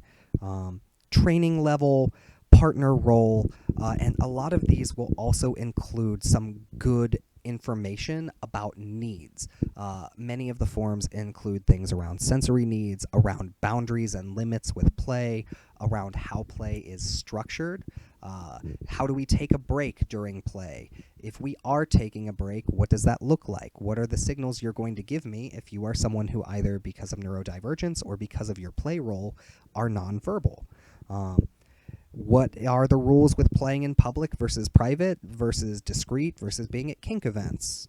How do you plan to communicate with me, right? In kink, we oftentimes set safe words. And if you are in a kind of play where you are only barking, how do you plan to communicate? Are you going to use human words? Are you going to make a different noise? Are you going to squeeze my arm 2 times, right? There's a lot of way that these things are navigated. We already talked about gear, and gear is oftentimes a part of this, as well as pup spacing using things like totems. Sometimes they talk about specific roles, so the idea exists in the pup community of being a pup and taking on kind of specific duties or specific traits that are inherent. So for example, there are people that are service pups, right? So pups who are there to help other people. There are guard dogs, people who like protecting other people.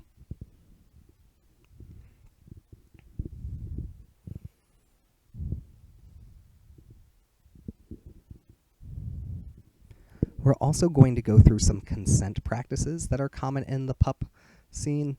The reason that I think these are inherent is you will have clients come in who are in some sort of kink scene, pup or otherwise, and are engaging with partners that have not done the work to look into and figure out how to practice consent and what that looks like in a kink scene. It's nice to be able to give out these Bill of Rights exercises as a way to look at, hey, here's what other people in your scene are doing. How does this fit or not fit for you? There is a therapeutic tool that is utilized in creating these. You may already be aware of it, called the Personal Bill of Rights. So that is a place to start. If you don't know how you would apply this to your current caseload because maybe you don't have many pups, a place you can absolutely dip in is by going online right now and downloading a copy of the Personal Bill of Rights, which I believe is 25 things. These are 10. And these bills of rights are related to immutable rights. We're going to start with the SIRS Bill of Right and the Leatherman Code and Creed. So these are things that exist for people who are in like the SIR or dominant position in the relationship. So these would also likely apply to handlers.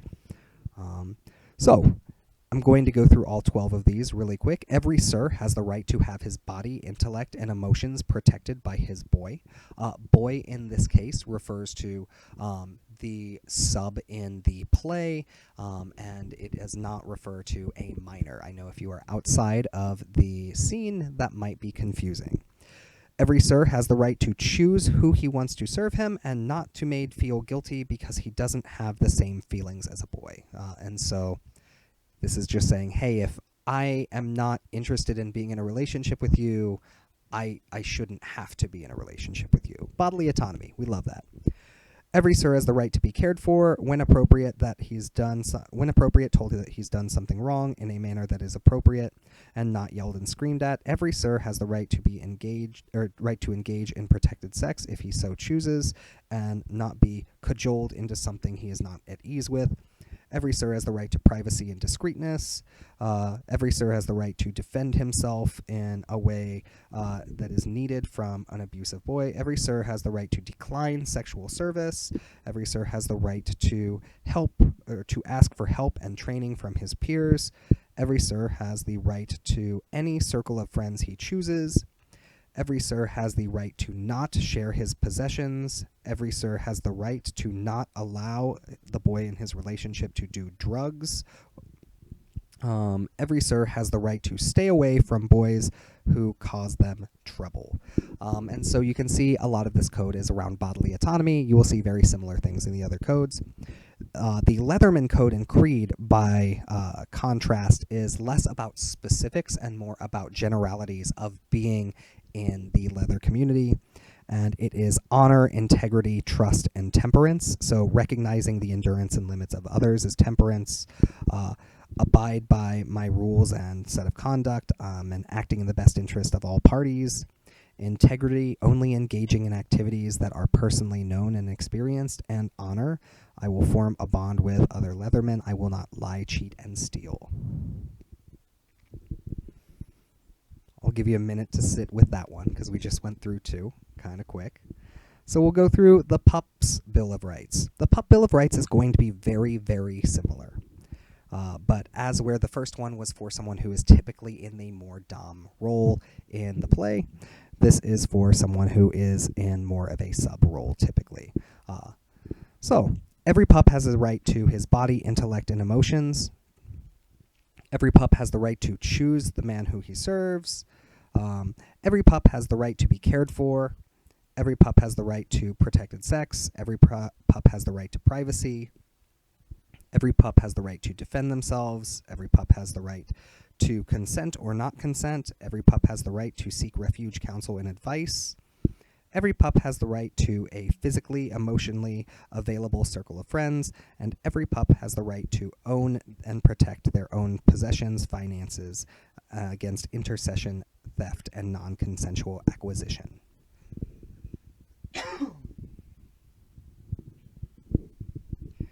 So these next ones are just general consent. So outside of the pup scene, you'll also be able to use these with any of your clients who are coming in with questions related to consent. The first is an old acronym that we no longer use anymore. It is SCC, and that stands for Safe, Sane, Consensual.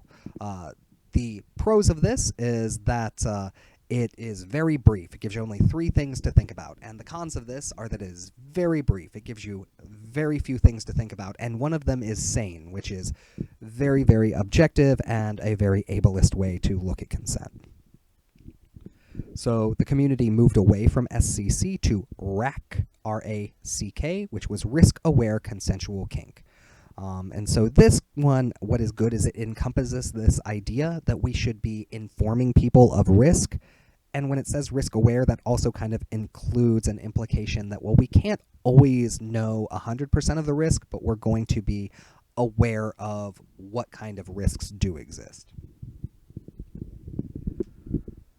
From that, we move to PRIC, Personally Responsible Informed Consensual Kink. And if you didn't see the language change already, the personally responsible is why the kink community eventually moved away from PRIC, because personally responsible, while intending to be like prioritizing autonomy and prioritizing accountability, comes off in a very, very blamey sort of way. Right now, Planned Parenthood uses a pretty good consent acronym. It is FRIES, so consent is freely given, reversible, informed, enthusiastic, and specific. I like FRIES. I think FRIES is a good acronym. There is one piece of the acronym that is sometimes given a little bit of strife, and that is enthusiastic. Oftentimes when you are trying something new, there can be enthusiasm. There can also be anticipation. There can also be ooh, I don't know if I'm going to like this. So I'm not enthusiastic, but I'm willing, I'm interested, I am looking forward, but I might also have a little bit of trepidation. It might be something I've never tried before. And so for that reason, fries has been rephrased into crisp, which is considered, reversible, informed, specific, and participatory. These are good acronyms for, obviously, for sexual relationships and setting consent boundaries, but you can also use these in a lot of other areas where people are navigating consent. So fries you can absolutely use if somebody is coming in and maybe they're talking about like, oh, hey, there are these weird power dynamics at my job, and I feel like I'm being asked to do things that are not in my job description. I'm feeling this pressure. You can go through and you can say, wow, it sounds like things are happening that you didn't consent to. And they might say, I'm not sure. And you can say, oh, well, do you feel like your ability to make decisions in this case is freely given? Well, no, because my boss is making me do things that I've already voiced I don't want to do. Okay, well, if something bad were to happen, are there protections in place to make sure that what is happening is reversible? Maybe this is a change in your workplace that you're being asked to try on for a couple weeks. Are you able to get it back to the way it was if things don't change? Have you been informed about why this change is being made, or what needs to change within your workflow or other people's workflow? Obviously, enthusiasm is something that is going to depend on somebody's relationship with their job, but if enthusiasm is frequently low or has been made very low by a recent change, we might be looking at wow, it sounds like there are some changes going on in your job place that feel like they are not things you consented to. And specific. So have you been given all of the information about what expectations are? Another good general tool that we're going to talk about today that is used in pup spaces but is also used outside of pup in general kink, and outside of general kink is also a very good tool, is to talk about the BDSM cycle. The BDSM cycle is a communication cycle that, even if you are a very vanilla, non-sexual person, can be used as great communication tools. So, the BDSM cycle says that we have an event happen to us. We're going to call that event a scene. Hopefully that was a negotiated scene, but for this example, because you can jump in a cycle anywhere, we're just going to jump in at scene. Something happened, we did the thing. After scene, then we move to aftercare. Aftercare is going to be how I express my needs and get my needs taken care of, and how my partner or partners express their needs and get their needs taken care of. Hey, we tried on a really verbally humiliating scene, and it was hot and sexy, but now I really need you to tell me that you love me and you respect me, and I would like some gentleness for the next 20 minutes. Something like that might be an example. Something outside of a sexual thing might be, hey, we are in the process of navigating picking up our kid from school after our divorce, and it's been about a month in it, and we are figuring out, hey, so picking up the kid, it's been a month, here is my experience and what I need from you. I need greater communication. What do you need? Oh, you need a schedule? All right, let's sit down and make it. After aftercare, we move into debrief. Debrief is what I liked and what I would like to see different moving forward. So in play, that might be, I really liked using a blindfold. I didn't like how cold the room was. I would like us to turn up the heat next time. Outside of this, it might be, hey, when we went to visit your family, I really liked that you didn't speak for me. I also didn't like feeling like your family didn't talk to me. What are things that I could do to be more engaged with your family in the future? After debrief, we kind of naturally move into communication. So we've gone from here's what I like, here's what I want to change, to now kind of just talking generally about what we want and enjoy and what we would like to see in the future. That then moves to negotiation. Negotiation is, okay, Well, we have an idea from communication of what we both want, and now we're just laying the parameters. When we have those parameters, we move into agreement, and then from agreement, we move into another scene. We're going to take a short break here to give you your second code. The second code for this training is another 4-character code. It is WUFF. That is WUFF, woof. And we're going to move into a BDSM and therapeutic ethics activity. This is just a little brain teaser to give you a chance to think about how you might respond to someone coming into your office who has a kink background and is talking about different things going on in their life. What you might look for is like, hey, would I report this to authorities? Would I be safety planning around this? Would I be talking to other therapists? In our first scenario, a client discusses the rush. A client discusses the rush of having people pressure them into getting put into this machine that makes them cry and scream out of fear for their own safety.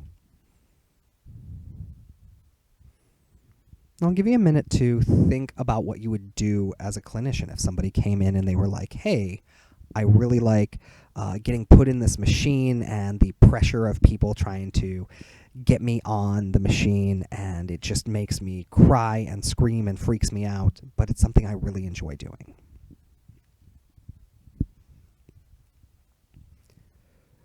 The next one. Your client reports to engage in a practice that involves asking strangers to cause them intense pain in their genital region. It does have a small risk of permanent damage. And they report that they do it because after these scenes, they feel more attractive. Again, you don't have to have an immediate answer, but just think about at what line for you is safety planning, at what line for you is talking to other clinicians, talking to supervisors. If you are safety planning, is there a place where you feel like your duty to warn or your duty to protect is active?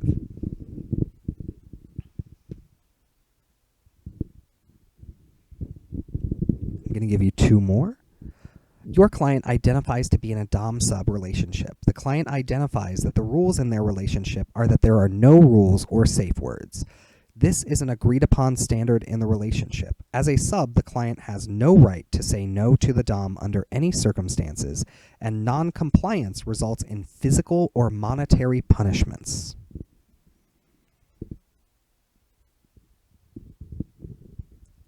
Again, sitting for a moment and noticing what it feels like in your body, where you feel nervous, where would you go if a client did come in with this kind of information, how would you know where psychoeducation is to begin, when would you know, hey, we need a safety plan, all those kind of things.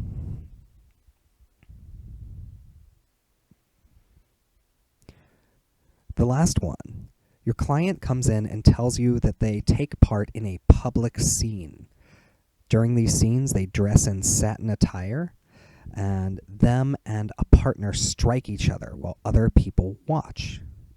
These beatings can result in permanent damage.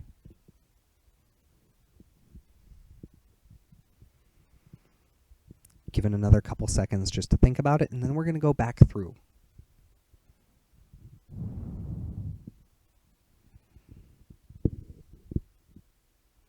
Thanks for hanging in on this one. I want to start off this one by saying that I think it's great to err on the side of safety. I think it's important to err on the side of safety, and for us to be pulling the curtain back for clients and always letting them know, hey, these are my duties.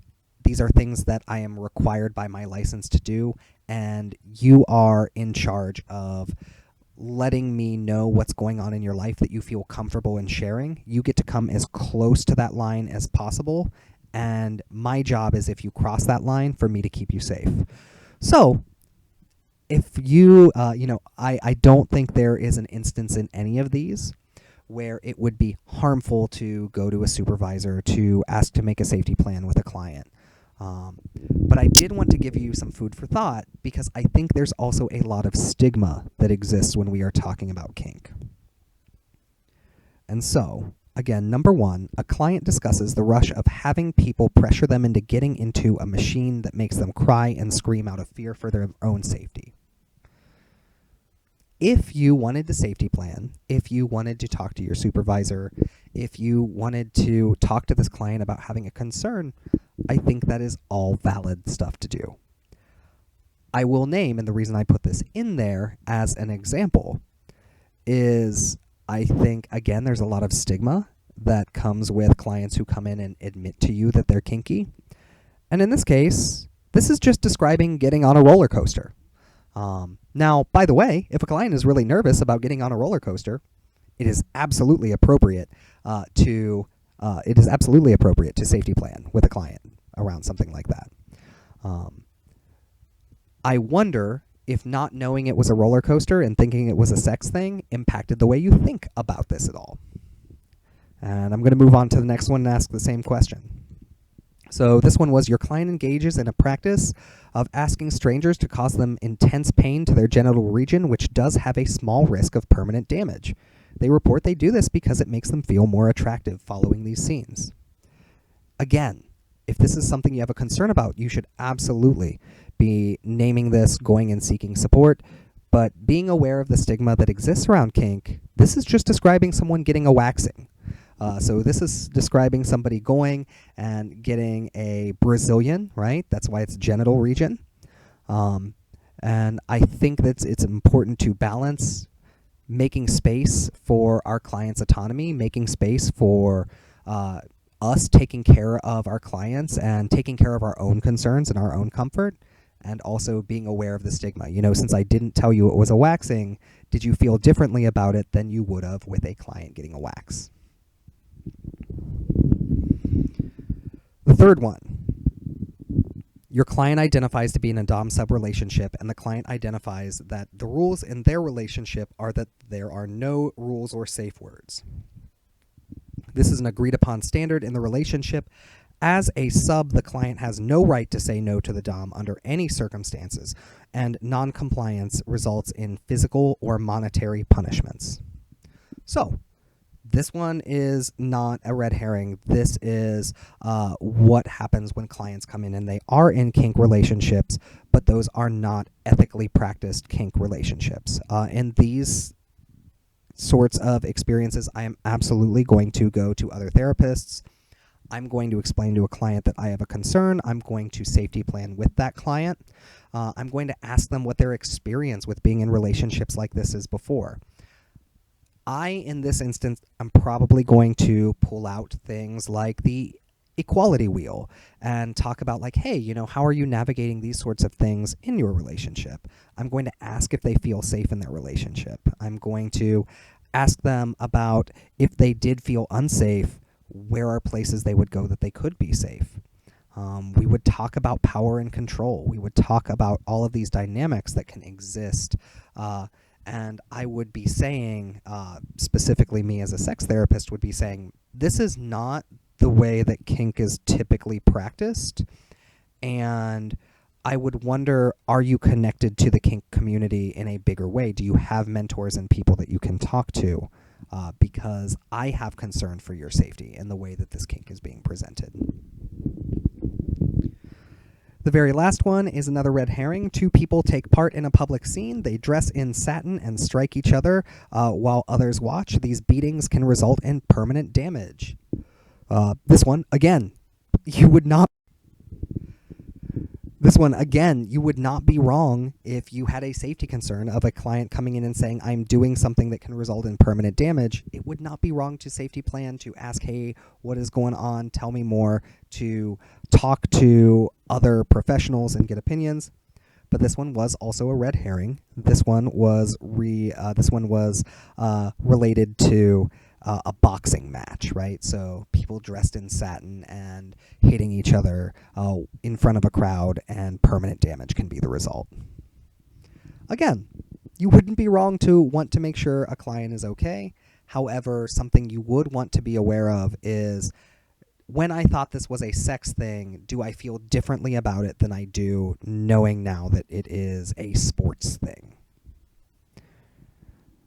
All right, we're going to take a small break, and then we're going to move into the last part, which is going to be about specifically treating clients who are pups or are in the general kink community. Now that you've got a good understanding of history, culture, and terminology, I think it's important that we talk about, okay, what does this functionally mean? How do we put it all together? And that's what this last section is going to be about. So we're going to start by discussing what are things that we're bringing into the room when we are treating kinky clients. I'm going to go through and give some book recommendations as well, and we'll talk about how to use the tools we've practiced today along the way. So the first is to be affirming in kinky relationship dynamics. When we are treating kinky clients, they may have been to 100 providers who they either didn't feel safe to talk to about this, or talked to about it and were shot down or given information that did not feel like it fit. If you are having a client feel safe enough to open up to you and talk to you about their kink, pup play or otherwise, then it's important to make space for affirming that. Number 2, we want to refrain from assuming that that kink influences dynamics in other areas. A good way to avoid this is to ask open-ended questions. Hey, I would love to hear more about X, as opposed to something like, oh, so if you are kinky, then your kids must know you're kinky, right? Oh, if you're a pup, that must be difficult for your in-laws to understand, right? These are all things that we don't want to assume. Hey, tell me a little bit about what pup play looks like in your family. Hey, tell me a little bit about what this looks like socially. Open-ended questions are your friends. The next one is going to be learning your client's vernacular. We tried to provide a lot of that today, but you will inevitably eventually reach a space where you are sitting with a client and they are describing to you something that is important to them and you have no idea what they're talking about. So just normalizing things like, hey, what terminology should I know about how to accurately describe your dynamics? I will add to this that while we are talking about making space for this, we also need to be talking about, although these are things we are bringing up with clients in session, I certainly would be hesitant to put a lot about a client's lifestyle in a document that is part of any sort of electronic health record. So, for example, if a client comes in and they are discussing, my partner got another pup and is a handler for 2 pups now, myself included, and I'm noticing that I am feeling anxious and having some issues related to attachment. That note is not going to, on my end, say anything about pup play because I am trying to protect a client's privacy. It is going to mention things about anxiety, relationships, and attachment. Which kind of brings us to number 4, consider appropriate disclosure. So I am very easy to find when it comes to clients looking for kink. Clients know that I am in the kink scene. Clients know that I am a kinky professional. And they know that because I am in kink-affirming professional spaces. It is very, very obvious by my professional website, and it is very, very obvious by the kind of content I make on the internet. Many clients seek me out specifically because of this background. I think that there is a place, especially if we're using like an LGBT and LGBT affirmative therapy model, for appropriate disclosure. If a client comes in and asks you what your experience with kink is, I think that you are allowed to be upfront as long as you are answering in a way that is centered on answering the client's question and providing them support. I think appropriate disclosure also includes letting clients know what you don't know about and when they might need to find another resource. Appropriate disclosure is also having the conversation we just had about what goes into the notes and what doesn't go into the notes. The next one is going to be reflecting on your time about your internalized experience and judgments. There are a lot of really, really good resources. I'll provide them when we're going through books that give you some things to think about what assumptions you have made in your life as the therapist working with these clients. When you are showing up and you notice that something is activating for you, sitting on your own time, doing consultation, working with other professionals, reaching out to kink-aware professionals, that can all be really helpful. Number 6 is to understand erotic transference and that it happens. So erotic transference is the idea, similar to how we talk about transference and countertransference when we are in college, that there can be sexual attraction that is experienced by the clinician towards the client or by the client towards the clinician. I can tell you, when you start having talks about sexual things with clients and you are the first person this client has ever been able to talk to you about these things with, you will eventually have a client come up to you and say, hey, I am noticing that I'm starting to feel attracted to you because we're able to talk about these things in an affirming way. When this happens, I would make sure that I talk to and consult with other therapists, and I would be prepared to set up boundaries with a client. This does not mean that you have to immediately end the relationship with the client, as far as like it can definitely be more harmful to say, hey, you were honest with me, and so I am taking away your access to therapy. But what we do want to do is have a meaningful conversation with clients around like, okay, how would you know that this was becoming a problem for you? At what point would you maybe need to look at seeing if I can transfer you to someone else? Do you feel that you can objectively work with me and I can objectively work with you even though you are attracted to me? How does this information change the way that you and I would interact if we saw each other in public? How do you keep your private life personal, and how do I keep my private life personal? Do we need to change the boundaries around what we share? And if you do end up needing to help a client transfer to a different therapist, I would suggest asking them what they would be looking for and then helping them find that either through CAP, the Kink-Aware Professionals, or ASECT, which is the American Association of Sexuality Educators, Counselors, and Therapists. The next one is to modify client genograms and other systems metrics to include their relationship styles and incorporate their kink dynamics. There is a book that we'll talk about when we get to some of the resources that is very, very, very good for that. The next is to discuss themes that pop up when people are navigating kink.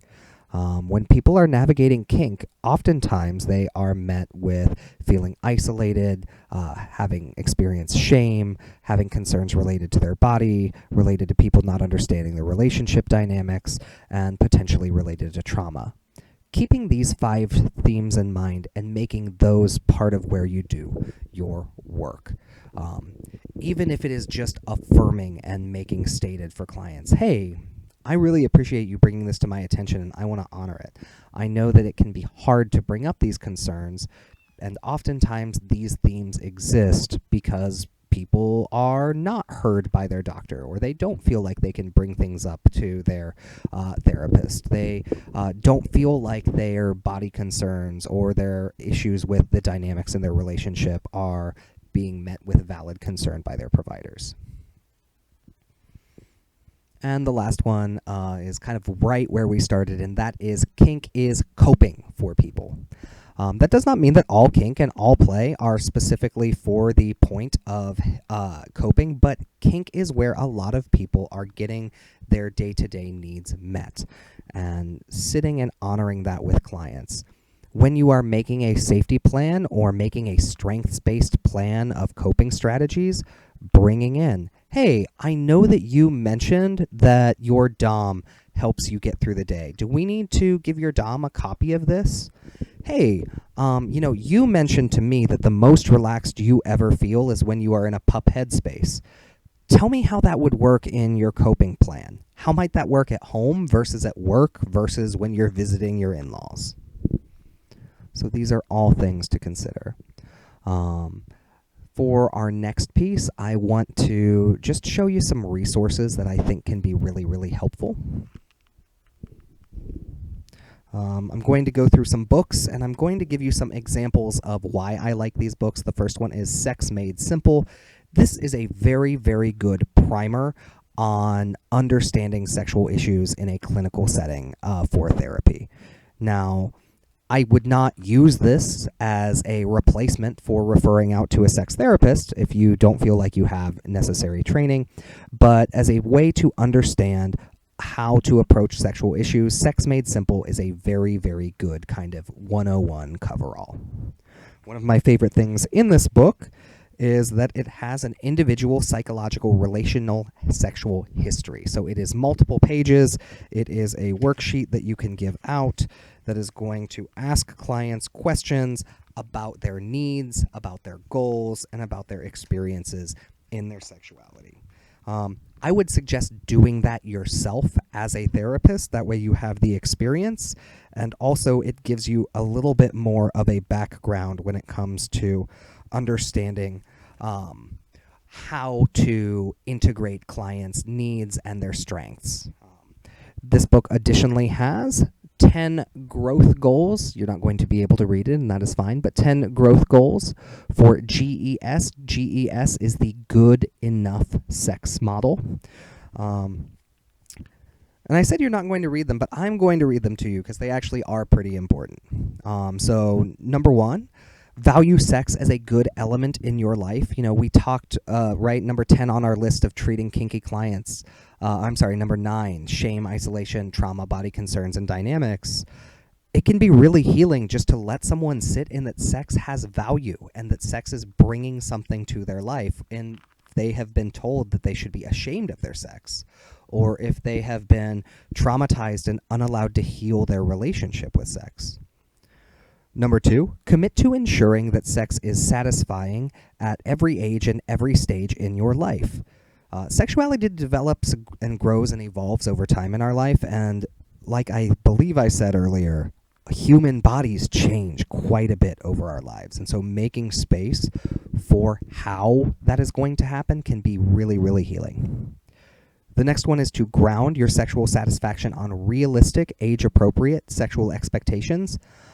If you have a client who is in their 50s and recently divorced, and they say, no, this is my time. I'm going to be out at the bars till 4 a.m., taking home people, having the best sex of my life, you might want to ask them, hey, as a 54-year-old, what is staying out until 3 a.m. like for you? How often do you do that? Is that something that you find you are good at? And by the way, not just 54-year-olds. I am a 35 chronically ill person, and my bedtime is like 10 a.m. And my brother is not chronically ill, slightly younger than me. His bedtime is like 9:30 a.m. But making sure that people's goals make sense for what they are trying to achieve and grounded in realistic expectation. The next one, number 4, is remembering that sexuality is inherently relational. And that is not just relational with other people, but also your relationship with yourself. And I'm going to add on to this one because there is not a space for it in that list of 10. But not only is sex always relational, it is always narrative, it is always, and sex is always political. What is my proof for that? Well, if sex were not political, we would not spend so much time, energy, and money and effort trying to adjudicate it, trying to make rules around when and who and how and what the correct type of sex is, and are you allowed to have access to reproductive health, right? These are all things that are adjudicated. Bodies are political, which means that sex with our bodies is also political. When I say sex is narrative, sorry about that. When I say sex is narrative, what I mean is that play is narrative. There is a assumption that exists in sex therapy, and that is that sex is an adult form of play. Fantasy is an adult form of an imagination. That does not mean that there is a deep meaning to all sex. It certainly does not mean, as some people think, that kink is always connected to some sort of trauma or negative experience. Doesn't mean it can't be, but it certainly doesn't mean that it is.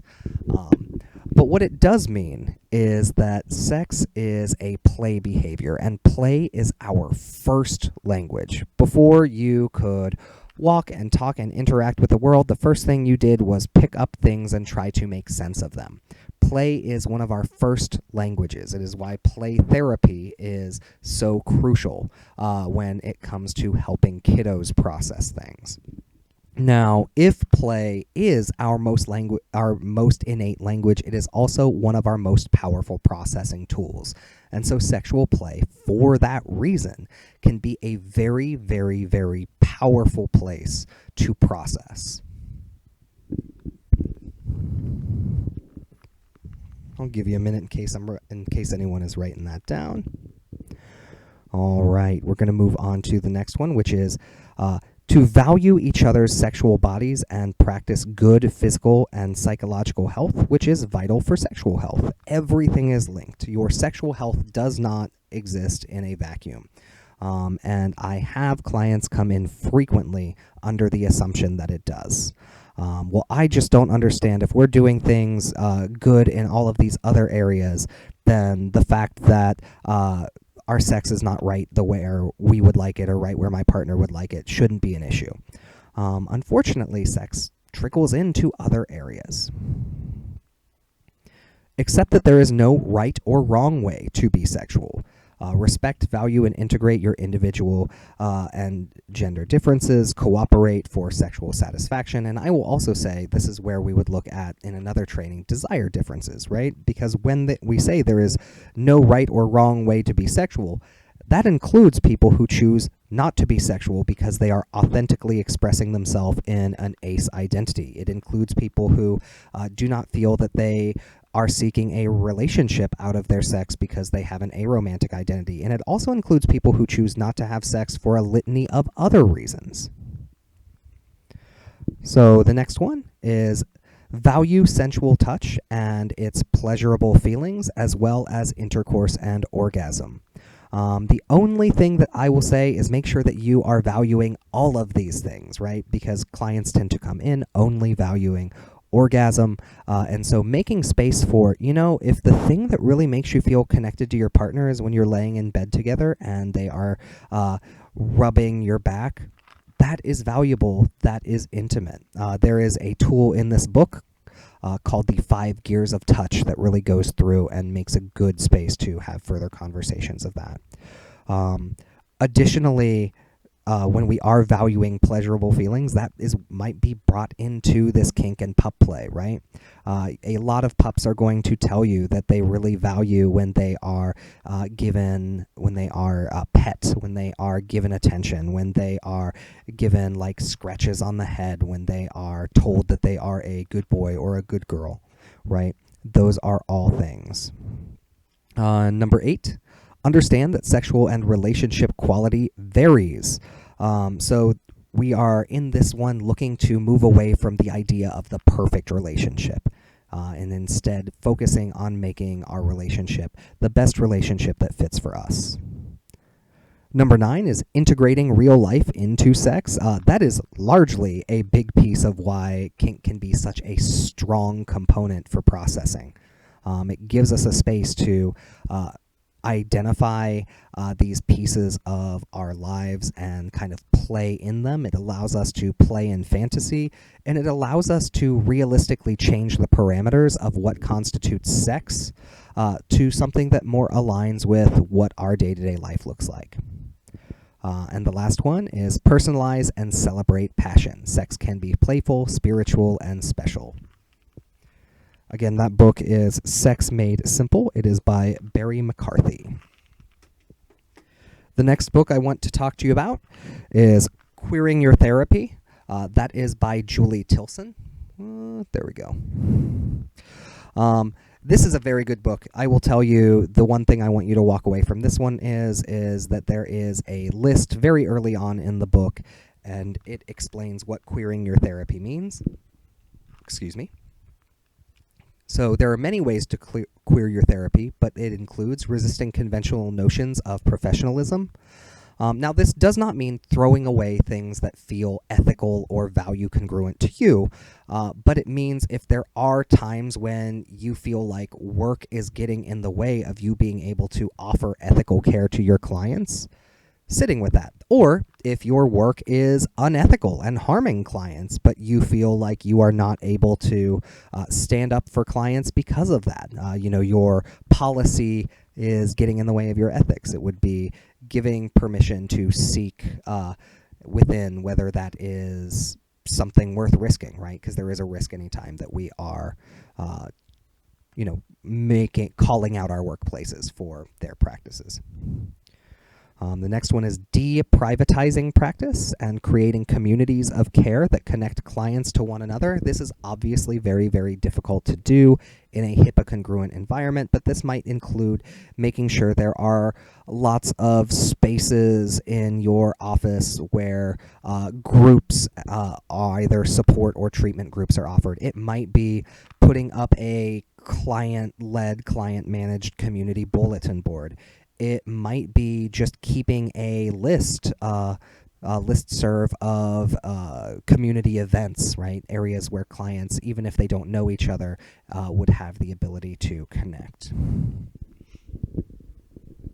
The next is positioning and consulting clients as experts in their lives. This is something I hope everyone is doing. I hope that you are meeting with your clients understanding that they are the expert in how to best meet their goals and live their lives. Rejecting notions that psychopathology and medicalization is the goal of therapy. Right, there is so much in our medical model of therapy that pathologizes the human experience. And that's one of the reasons that so much of what we went through today has been about normalizing and destigmatizing.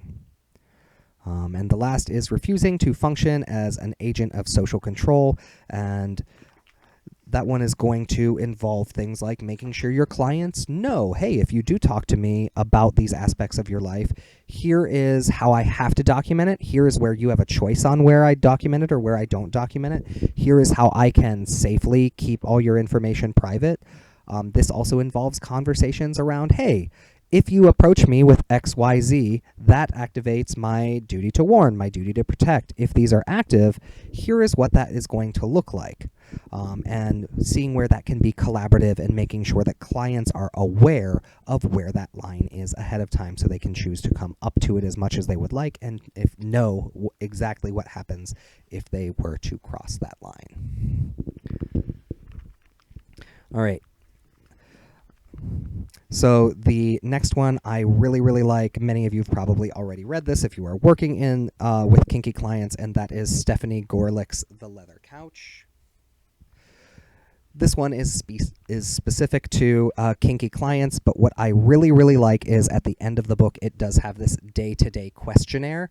I'm not going to go through it with you, but it is a very, very comprehensive questionnaire that I think taking for yourself so you better understand what it is we are asking and interacting with clients, but also it is a very, very good tool to give to clients so that you can have a better idea of what their goals are and what they are wanting their relationships to look like on a day-to-day basis.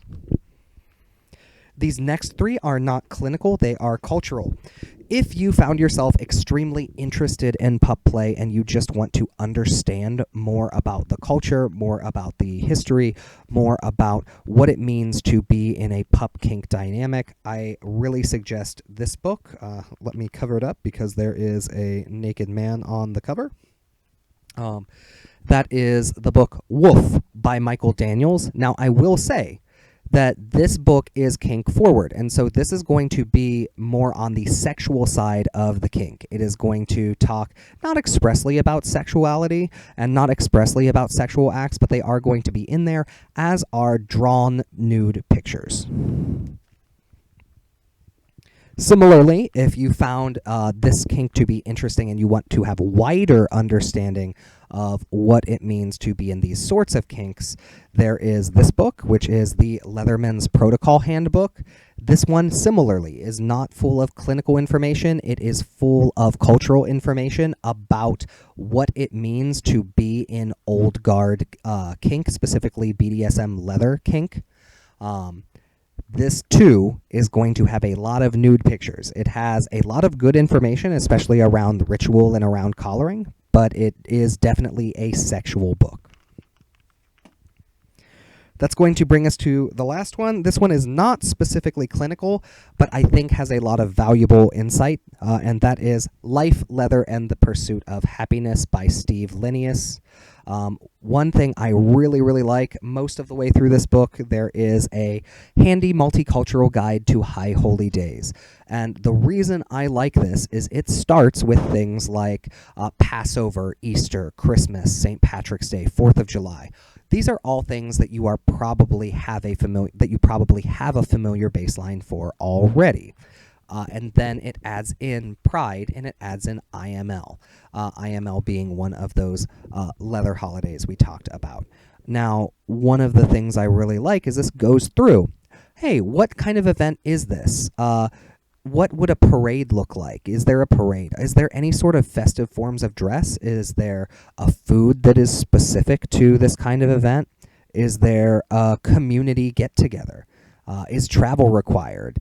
Are there any sort of sayings or greetings? What I like about this is that this normalizes looking at kink as just a different culture and a different way to celebrate. So those are books that I think can be really, really helpful and insightful.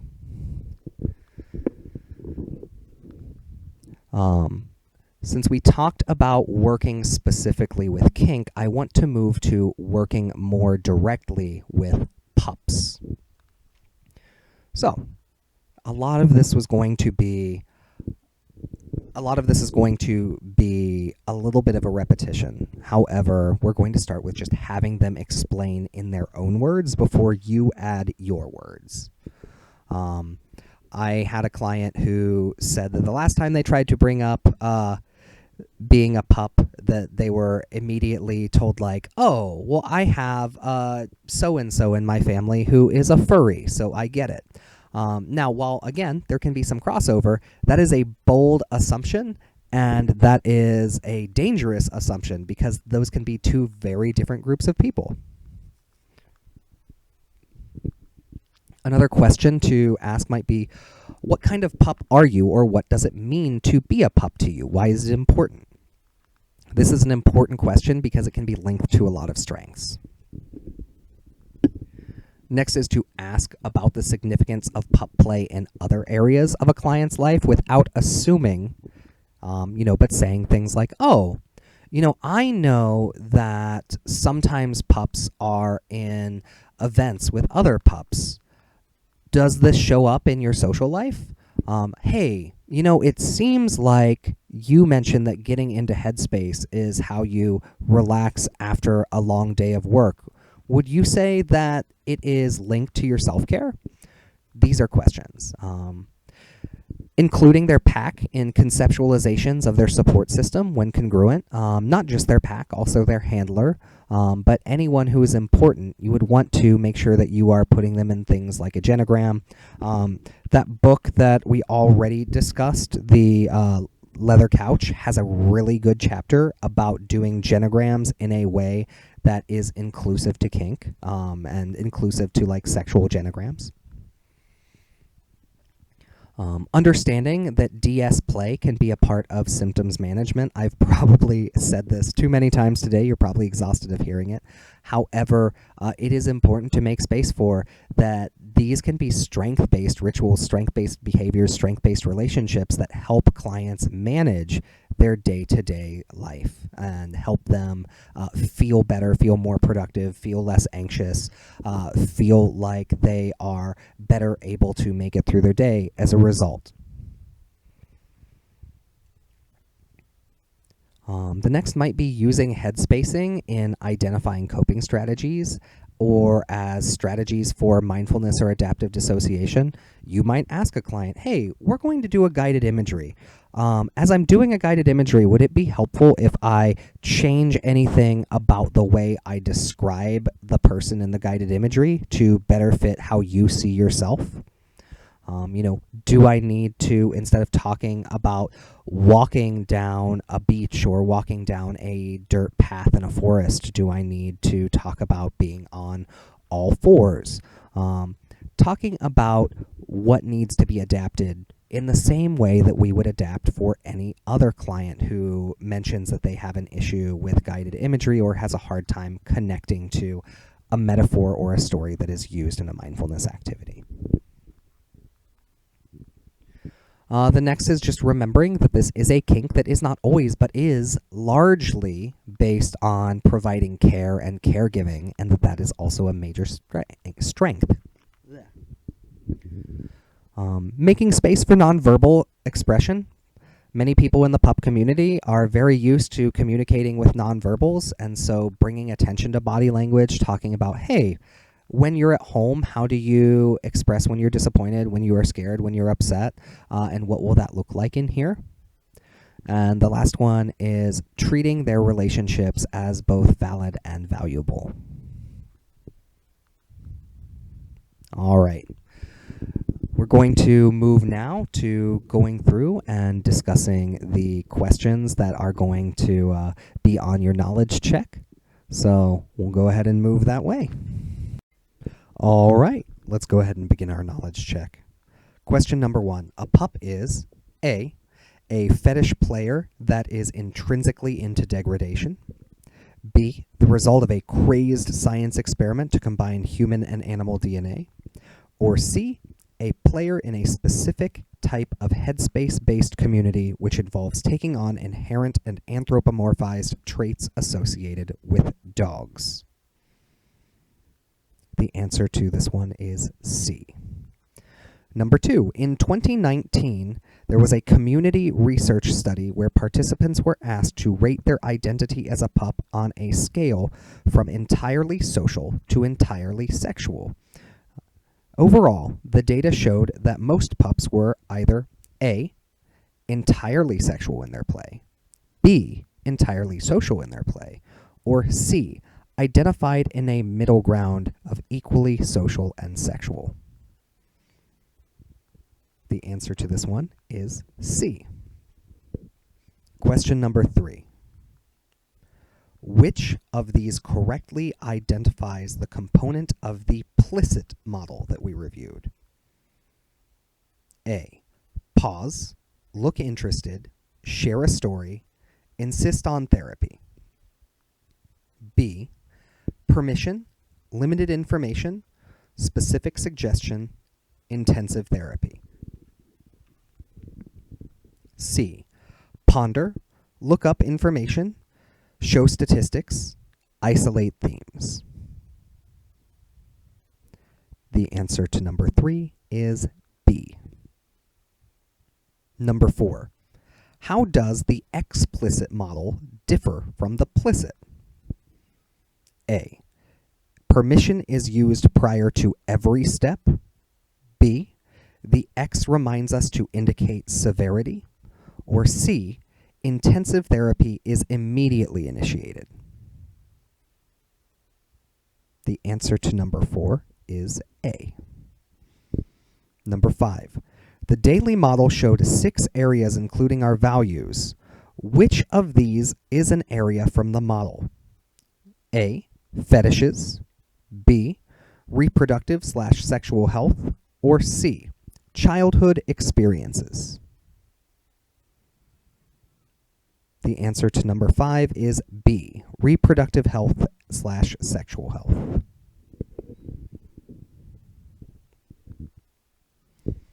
Number 6. The name of the community-based research study on pups conducted in 2019 was A, the Pup Community Data Poll, B, the Nerdy Doggo Research Project, or C, the Heckin' Good Boy Project. The answer to number 6 is B, the Nerdy Doggo Research Project. Number 7. In that same project, gay men made up this percent of the pups surveyed by the 2019 community study. A, 55.9%. B, 41.2%. Or C, 77.4%. The answer to number 7 is A, 55.9%. Number 8. In the pup community, a totem is A, a religious relic that pups pray to, B, a symbolic object used to access a pup headspace, or C, a style of fetish gear.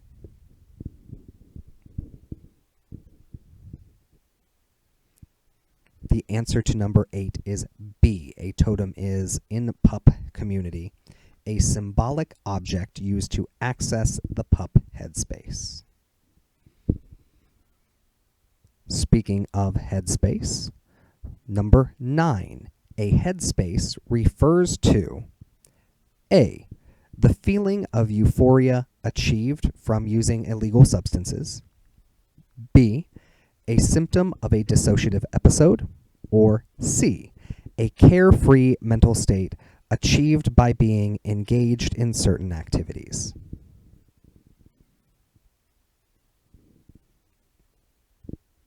In this case, number 9, a headspace refers to C, a carefree mental state achieved by being engaged in certain activities. Number 10. The head coverings worn by many pups are called an A, hood, B, helmet, or C, mask. And that is referring to this right here. So again, is this covering called A, a hood, B, a helmet, or C, a mask? The answer to number 10 is A. This is a pup hood. In specific, this is one of the neoprene hoods made by Mr. S. Leather.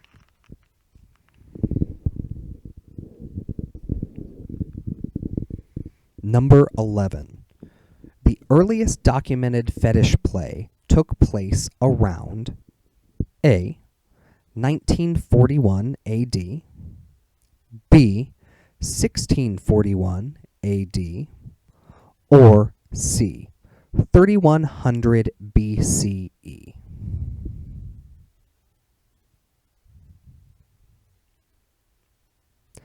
The answer is C. The earliest documented fetish play took place around 3100 BCE.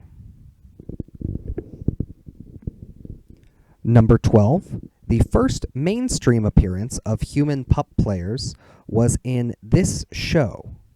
A, the show Will and Grace, B, The Simpsons, or C, the show Friends.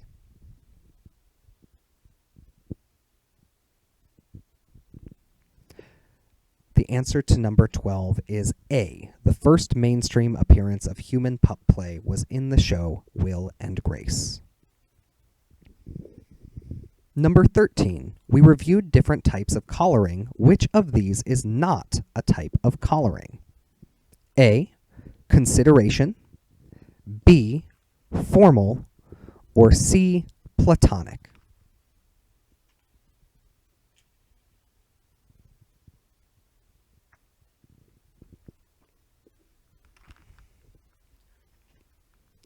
answer to number 13 is C. Platonic collaring is not a type of collaring we reviewed today. Number 14. As part of our day today, we reviewed the BDSM cycle. Which of these is not a part of the BDSM cycle? A, abuse, B, negotiation, or C, aftercare?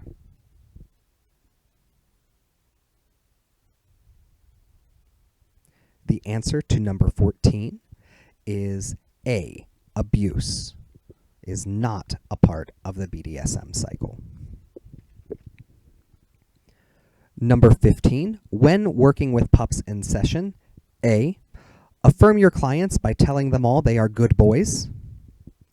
B, remember that your client's head spacing may be a part of how they access their coping skills.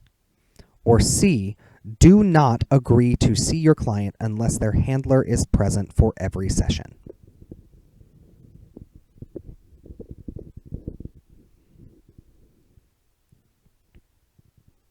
The answer to number 15 is B. Remember that your client's head spacing may be part of how they access their coping strategies.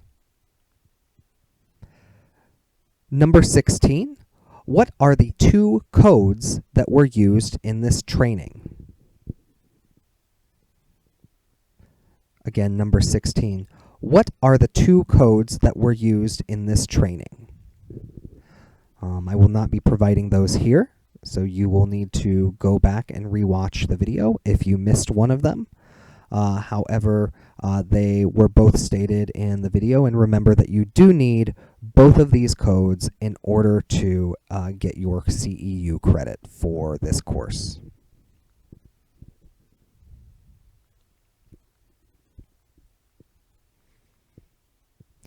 The next section of the knowledge check is based on a rating system.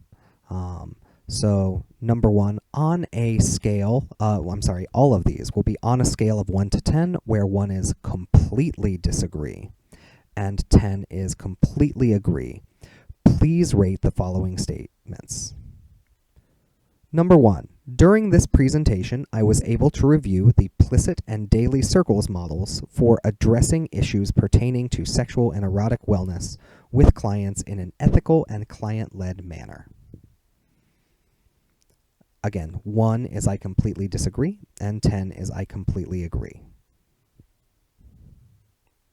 Number 2, during this presentation, I was able to review safety and consent-related models such as FRIES, RAC, SCC, and PRIC, as well as look at the Boys' Bill of Rights and the Pup Bill of Rights, which are used in pup community spaces. Again, this one similarly would be rated on a scale of 1 to 10, where 1 is I completely disagree and 10 is I completely agree. Number 3, during this presentation, I was able to complete a short ethics exercise surrounding kink, fetish, and safety planning. You might remember this as the section where we had the examples, including the one that was a roller coaster, the one that was boxing, the one that was getting a waxing done, and the one that was an example of abusive behaviors and power of control behaviors. And again, your answer to this one would be rated on that 1 to 10 scale, where 1 is I completely disagree, and 10 is I completely agree.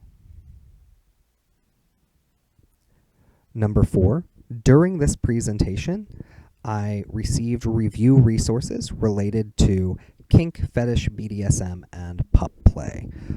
Again, just to review some of those resources, there is the Life, Leather, and Happiness by Steve Lennius. There is John D. Wheels, The Leatherman Protocol Handbook. There is the book Woof by Michael Daniel. And those 3 are on the cultural side of the resources. On the more clinical side of the resources are The Leather Couch, Clinical Practice with Kinky Clients by Stephanie Gorlick. There is Queering Your Therapy Practice by Julie Tilson. And lastly, there is Sex Made Simple, and that is by Barry McCarthy, PhD.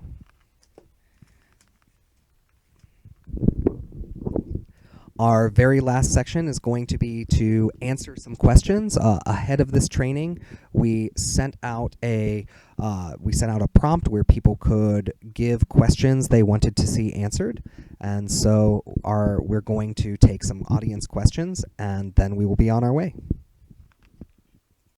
All right, we'll go ahead and take some of our audience questions now. These were submitted ahead of the training. We gave an opportunity for people to reach out with their questions about pup play, either specific to pup play or specific to the clinical interplay of working with pups. And here are some things we got. Number 1. Does pup play require a leader of the pack, or can pup play just be with a fellow pup? So I think this one is about dynamics, packs, handlers, that kind of thing. Pup play, just like any kink, can be entirely individual or it can be social. And so while you absolutely can play with other pups, or you can have a leader in a pack if you are in a pack, you can also do pup play entirely on your own at home. Number 2, do pups have a gender assignment, or can a pup or leader of a pack be anywhere on the gender continuum?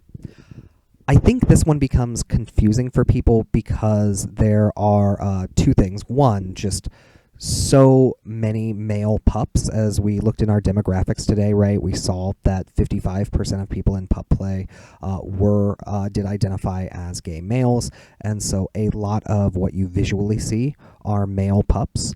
And additionally, I think some of the terminology, right, like using the word alpha to describe pack leaders is, I think because of things like podcasts, gives this impression that there would be a strict gender dynamic that has to be enforced, but that does not exist, at least in any pup spaces I have seen. You can be anywhere on a gender continuum and participate in pup play. Next question, do I need a handler in order to be a pup? And similar to, we already kind of answered this, but the answer is you can absolutely be a pup completely on your own. You do not need any gear. You do not need a handler. You do not need a pack. If you would like to do something like take place in pup competitions, sometimes those are kind of tandem competitions with like trainers or handlers and their pups, and so you might want to find a trainer for that if you're going to compete. But as far as individual pup play or just enjoying that headspace, there is no reason that you would have to have a trainer. The next question, where do I find a muzzle? Asking for me. And so by a muzzle, I am assuming that you mean either fetish gear that would be sort of like what we're seeing today, these hoods that have like these muzzles on them. So here's an example of a full hood. Here is an example of a partial hood. I think a muzzle, depending on what you are, how you are interpreting it, could also mean like a gag. In either case, I think those are going to be things you can find at a local or online fetish retailer. Mr. S Leather has a lot of the gear that you saw today in this video. Another one that people frequently use in the gay community where I see people get gear from is called Fort Trough. And if you are local, so if you are in Columbus, Ohio, a lot of the gear that I purchased for this demonstration today were purchased at Torso Leather and Fetish. Good questions so far.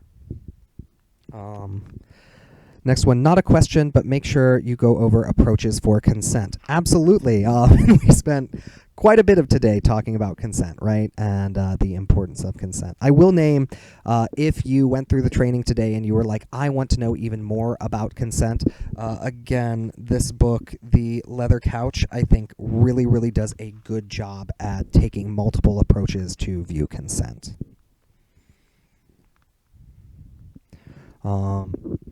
A few I get asked from time to time, do I need gear in order to be a pup? You do not need any gear in order to be a pup. Obviously, based on this study, we saw the Nerdy Doggo study. Lots of pups do have gear, but that does not mean you have to have any sort of gear in order to be engaged in pup play or welcomed into the community. And gear can look very, very different, right? The earrings that I was wearing earlier that had the little pup paw prints, like those can be gear. This hat can be gear. This full hood can be gear. So you can also choose your level of engagement, but your level of engagement can absolutely be having zero gear.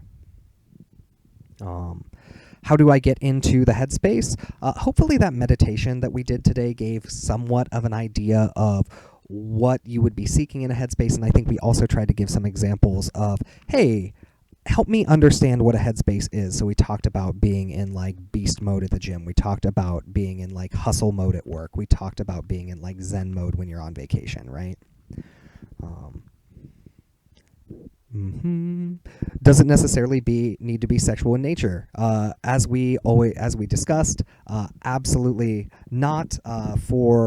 In the most recent study, it was about 50% of people found it about 50% important for it to be sexual and 50% of important to be social. So it was kind of a mix right there in the middle. And the last question, is a pup always a sub? We didn't go through this, I don't think. So we did kind of imply this when we talked about the idea of pack dynamics, of alphas, trainers, etc. But there is no reason that the sub always has to be in that the sub or the bottom would be the pup. Subs and bottoms, by the way, often coincide, but they are certainly their own separate categories. You can absolutely dom from the bottom. What I will say is that while you will see pups often in a sub role, you can see roles where that is completely reversed and the pup is in the dom role or in the top role. And you will also see instances where there are multiple pups playing together or having a scene together or in a relationship together. And they will both be pups, but they will both be occupying different roles in kink.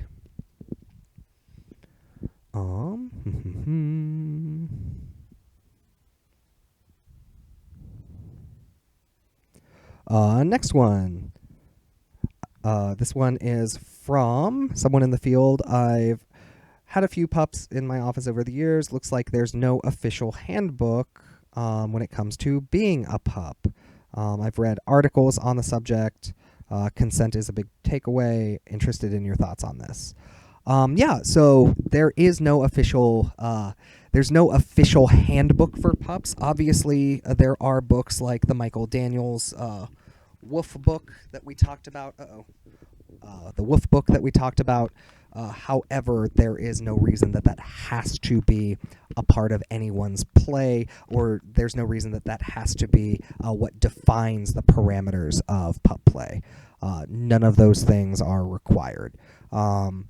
I think other things that are important to consider, and I'll say one more thing. There was a few years ago someone who was looking to create a handbook. I think it was going to be called the Canis Major, but I believe that person took a break from that project. So who knows? Maybe there will be a guidebook in the future for people who want guidebooks. But a good thing about pup play and about kink in general is that so much of it already is oriented around things that exist as kind of like standards for safety and consent in the community.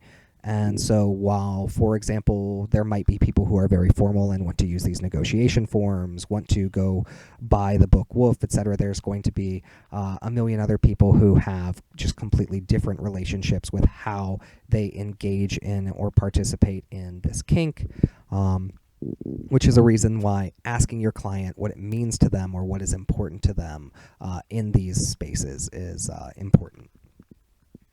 Thanks for the questions.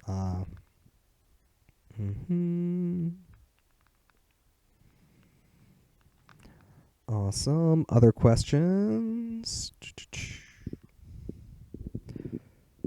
So this one I'm going to have to paraphrase a little bit because it's pretty long.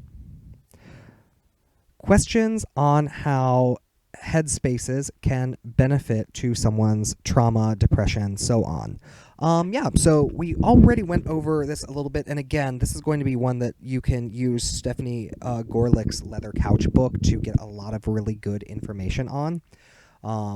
But because sex is a form of play and because play is narrative, the sexual component can be very healing on a narrative level. When it comes to the community level, obviously building community, if we look at models like the Circle of Courage, if we look at recovery models, right, community is incredibly important. When it comes to healing trauma, depression, etc., I'm not prepared to say that a kink dynamic is always going to heal those things or always going to make those things better and not worse, but as a general kind of rule, as we are kind of processing, I think there is absolutely the possibility, and in fact a likely possibility, that being engaged and authentic in who you are, and if that includes celebrating kink, can improve your relationship with yourself and help you manage your mental health symptoms.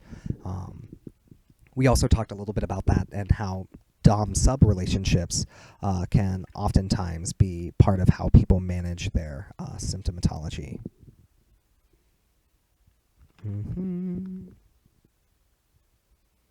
All right, it looks like there is one more question. And the last question is less of a question and just a discussion of bringing up other things that sometimes coincide. So things like water sports, things like chastity play. And while I'm not going to speak on either of those things today, I do think it is absolutely worthwhile to acknowledge that kinks, much like other aspects of our relationships, don't exist in a vacuum. And so while you might have someone whose pup play is very strictly pup play, there are quite a lot of pups who are into and incorporating other kinks. Now, to the degree that they use head spacing in those kinks will be very, very different. So for example, if someone is in a DS relationship, there is a good amount of head spacing in DS relationships, whereas a foot fetish, right, is more of a partialism, and while certainly someone can be turned on by feet, there is typically not a head space that we talk about that is specific to feet.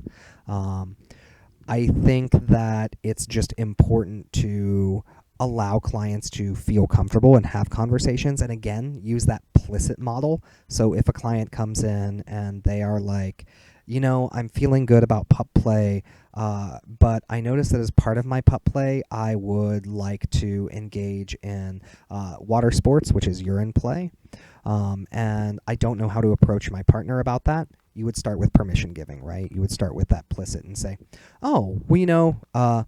obviously that's not what we've been talking about, but you are more than welcome to use the space in here to talk about how you want to have a conversation with your partner, if that would be helpful. So yeah, the roundabout answer there. I don't think there is a direct way. I don't think there is a way that I could talk about every single kink. If you're looking for a resource, by the way, to look at not all but many of the kinks, there are two that I recommend. One is a visual called the Periodic Table of Kink, which lets you kind of visualize lots and lots of different kinks that people are into. I will say that resource does tend to list things in a way that is very that I would say is very cis hetero focused. So if you do get that resource, I think maybe even expanding it would be a good idea. Thing next is the bdsmtest.org, which is a website that lets you complete an inventory to find out where, and it gives you like ranked scores as to different kinks you may be interested in. Awesome. Well, I certainly appreciate everyone's time today. I hope this was a helpful training. I look very, very forward to your feedback. If you have any questions, again, you can email me at Jared, Jared, @tandemcolumbus.com. And I look forward to seeing you at the next training. Peace.